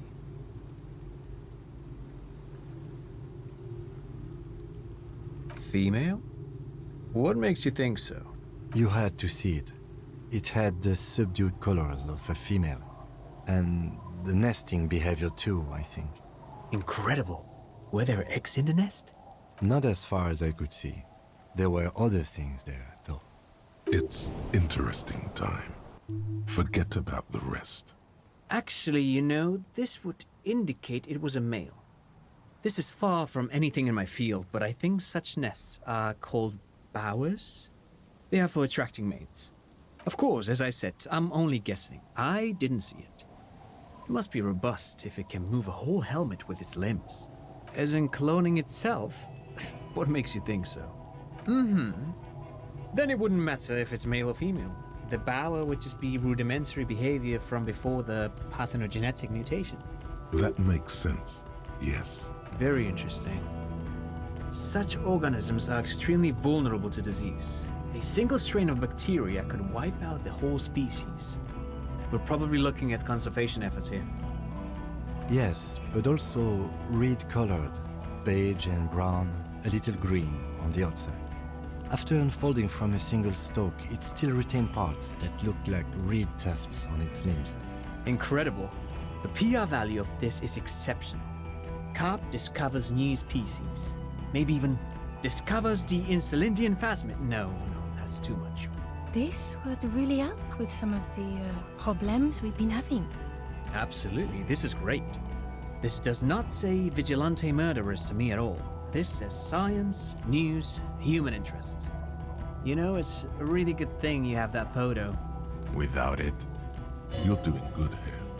Perhaps only for a moment, but still. Lilianovich. A revolutionary matronym. The custom started in Grad, where they have patronyms. Prasovich, Lasovich, etc. The revolutionaries saw this as a chauvinist atavism, so they used matronyms, derived from the mother's name instead. This man's mother was Lilian. His Lilian's son, Lilianovich. The custom was overturned after the revolution failed. but not before it made it to Revachol. So, it is what a soldier of the ICM would be called. Thank you, Trant. Thank you for that piece of cultural theory. You said you have a motive? Of course, excuse me, I just thought it was noteworthy.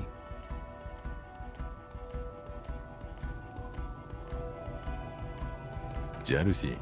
I thought this Lilianovich was an old man. To have been hiding for 50 years.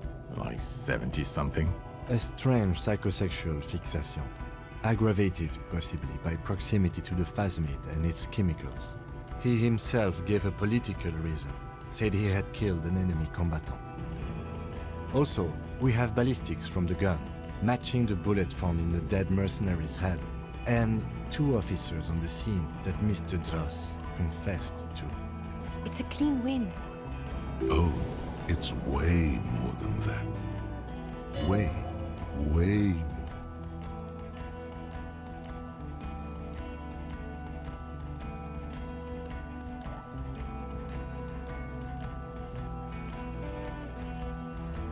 Perfect vaulting mechanism. Get over yourself, Harry. I can still smell the booze on the wind. God damn it. Doesn't it ever leave? It is there. Like in your bones or something. It will pass. In time.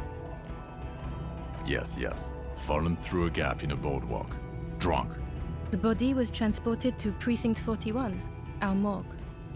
I had Tilbrook and Mullins take care of funeral arrangements and family stuff. You're not the only cop in the world, Harry. This all comes back to us. Still, good work with the missing person, detective. I don't know what a doomed commercial area is. Why? That's not what you were supposed to do here. There was a possible witness in there, and it was close to the crime scene. He was just chasing a lead and ended up advising a local shopkeeper. It was okay. Of course. Call it community outreach, right? I don't want to, but you discovered a new species and solved the murder. So I have to. Jude? Anything that ends the trial is okay with me. Agreed. The public relations potential of this is too valuable to let go. Okay. We have vehicles in the square, and the perpetrator needs to be taken into custody. Let's go. Now you will finally get to know who you are. The man looks westward, impatiently, jingling his car keys in his pocket. Who are you? You're a gym teacher, Harry. Well, obviously you're not a gym teacher anymore, but... Before you were a cop, you were a gym teacher in Coron. It's getting really cold outside. Should we maybe... You haven't told us about that. You just told us about being a gym teacher. Harry, it explains everything. The running around, the jumping, the bicep girth, your inexplicable facial hair. The fact that you don't seem to know what homosexuality is. Of course. Contact Mike. He's been on about Mike again. I hate that guy. Oh, you don't say. Does he also vault an impassable gulf of finance and privilege? It is getting cold out. In your 20s or late 20s, you've really let yourself go since then. The regular, you found some chick, she inspired you to fight the big fight, be more than you are, all that. You, every morning, walking from Voyager Road to teach gym. She, leaving for the academy with her spring coat on. The air filled with the smell of smoke and raspberries, and incredible hope. An ocean full of hope. Yes, you taught gym in Cool. I believe that's the term. Taught gym at a high school. You were a high school gym teacher. The smell of sweat and glue. The worn floorboards. Kourou is just east of Jamrod. It was a short walk every morning to the baseball field or the sports building. High school. Harry, your goings-on with Kuno, Andre, Assel, the whole thing on the ice. That's why you are so juvie. His smirk suggests barely contained laughter. I knew it. I knew no normal human being can run like that. He's an honest-to-God gym teacher. No. You're too unstable to work for a mob boss. You're suicidal, Harry. No mob boss would take you. I assure you.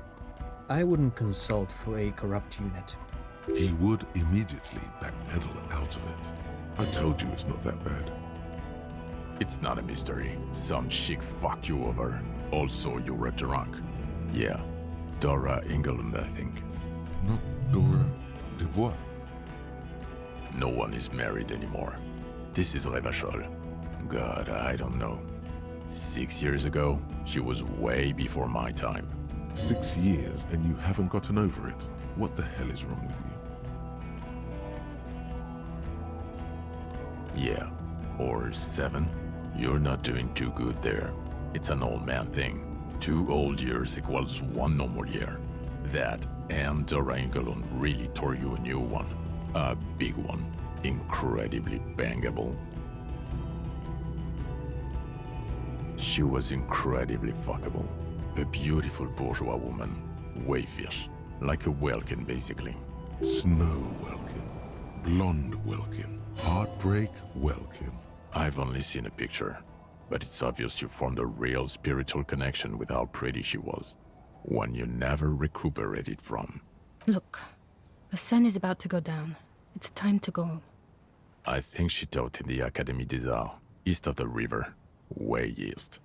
Hard to say which came first, the middle-class chick or the drink. Egg and the chicken kind of thing. My point is, you need to see a psychiatrist about this shit. Not a psychologist. Several degrees harder. Is there something harder than a psychiatrist? A forensic psychiatrist? Go talk to that. In other words, he's heard enough about this. Who is Lena? Well, good luck finding her once we get back. She and her husband were conducting the search for the Phasmid. It's their discovery, in part. I'm sure we'll find them. They should know as soon as possible. It would do you good to deliver some positive news for a change. She is going to be over the moon. Us? We're the bloody murder station, haven't you heard? We're the bad guys. No one likes us. That's not true. Jamrock is too big for one precinct. You are just understaffed, and everyone respects the 41st. You have Captain Price. Thank you, Lieutenant. You're being kind. It is an understaffed station and the district is too big, which is why we need to... Get back to it. We left Torsen and McLean to run the Sea Wing. It's not good. Mac the Torso Torsen and Chester McLean. They're not fit to run a wing. Believe me. Things are shaky as it is. They are damn iconic though, Torsen and McLean. Yeah, not like us. 2 clinically depressed old men. Where's the contrast here? We are garbage. Ptolemy Price? He's the son of the old Price, one of the founders of the RCM. He's one of the most highly regarded men in the force. You're lucky. Somewhere under the curved roof of a former silk factory, shaped like a ladybird with 2 chimneys, Police Captain Ptolemy Price sits behind a heavy wooden desk. Resident medic Nix Gottlieb pours him coffee. It's silent in the captain's office. They speak of change, the city, the tension on the streets. They speak of the events of April and the blood on the streets in May. God. There are 4 wings, Harry. A, B, C, and D. We're in C. It's made of losers and clock punchers. You and I reconceptualized it as a task force. It was a mistake. There's also a lot of outside help involved, not only me. Other losers too. He's anything but a loser, although he would like to be seen as one. It's cooler that way. So he remembers that. Yes, there may have been a raid on some churches. It wasn't good press. Shooting up churches never is. I was out of town, to be clear. Our enemies were hiding in a church, to the best of our information. That's it. I'm not talking about this anymore. Your security clearance is shit tier right now. You have to wait for it to go up. Your clearance will not go up while you're within earshot of the Union headquarters. Okay, it's not the bloody murder station. It's an old converted silk mill with green desk lamps and a coffee corner. A lot of good people work there, hard, every day. Jamrock is the largest ghetto in Revachol. Faubourg, technically, but it's divided into 11 districts. Jamrock only has us. The press will blow over. Jamrock is lucky to have you, and it's often considered to be the greatest of the districts. You're lucky to have it. Thank you again, Lieutenant. Well, first I will go back to my station and write the most detailed report anyone has ever seen. It will have to be good to cover all these. Then I will have a serious talk with my captain. Detective, we just stopped a small-scale war. Something is happening to Revachol. I don't know what yet, but it's going to be a hard spring for the RCM. We need to get ready, infiltrate, investigate. Talk to Captain Price? I'd rather not ruffle the feathers of two captains with my doom-mongering. Work with Price? I'm flattered, but I don't know if I... Would fit in. Am crazy enough. Can take the stress. He doesn't know how to finish the sentence. This truly came as a surprise to him. Not a bad one, but he's at a loss. Flattered? You're Lieutenant Kitsuragi. We would be flattered if you even considered. I would have to tie things up in GRIH first. But, I mean, whatever is coming, Jamrock will be more central to it than the harbor. And we also have a huge caseload, Lieutenant. Piles that we need to get back to. Mountains, even. I do like the sound of that. He's really considering it. Good. Fuck it, let's go. Tron brought his motor carriage. It's a 20-minute drive to Jamrock. Under the evening sky, the great district turns on its lights. A chessboard of wooden houses, 80,000 living souls inside. Fire traps as far as the eye can see, from Main Street to Precinct 41 atop the motorway, to Boogie Street forking into the dark horizon. You close your eyes and hear the dogs bark. A lone woman sits by a factory window, dreaming of meteorite strikes. On Rue de Saint-Jérôme, a square bullet slides into a square-shaped chamber. In Old South, a man without eyelids smiles. Spring has come. It's time. Dawson? Yes. McLean? Yes. Heidelstein? No. Vicmair? Yes. Dubois? Of course. Really? Nick Gottlieb looks up from the list. I hear he's unstable. You say that like it's a bad thing. Captain Potomny Price gestures with a ballpoint pen. It's dim in his office, and the curtains are drawn. Harry's our man. He'll pull through. When he does, he'll side with the people. Understood. Gottlieb returns to the list. Minnow? Of course. Wonderful. Then can we please just go back to Jamrock now?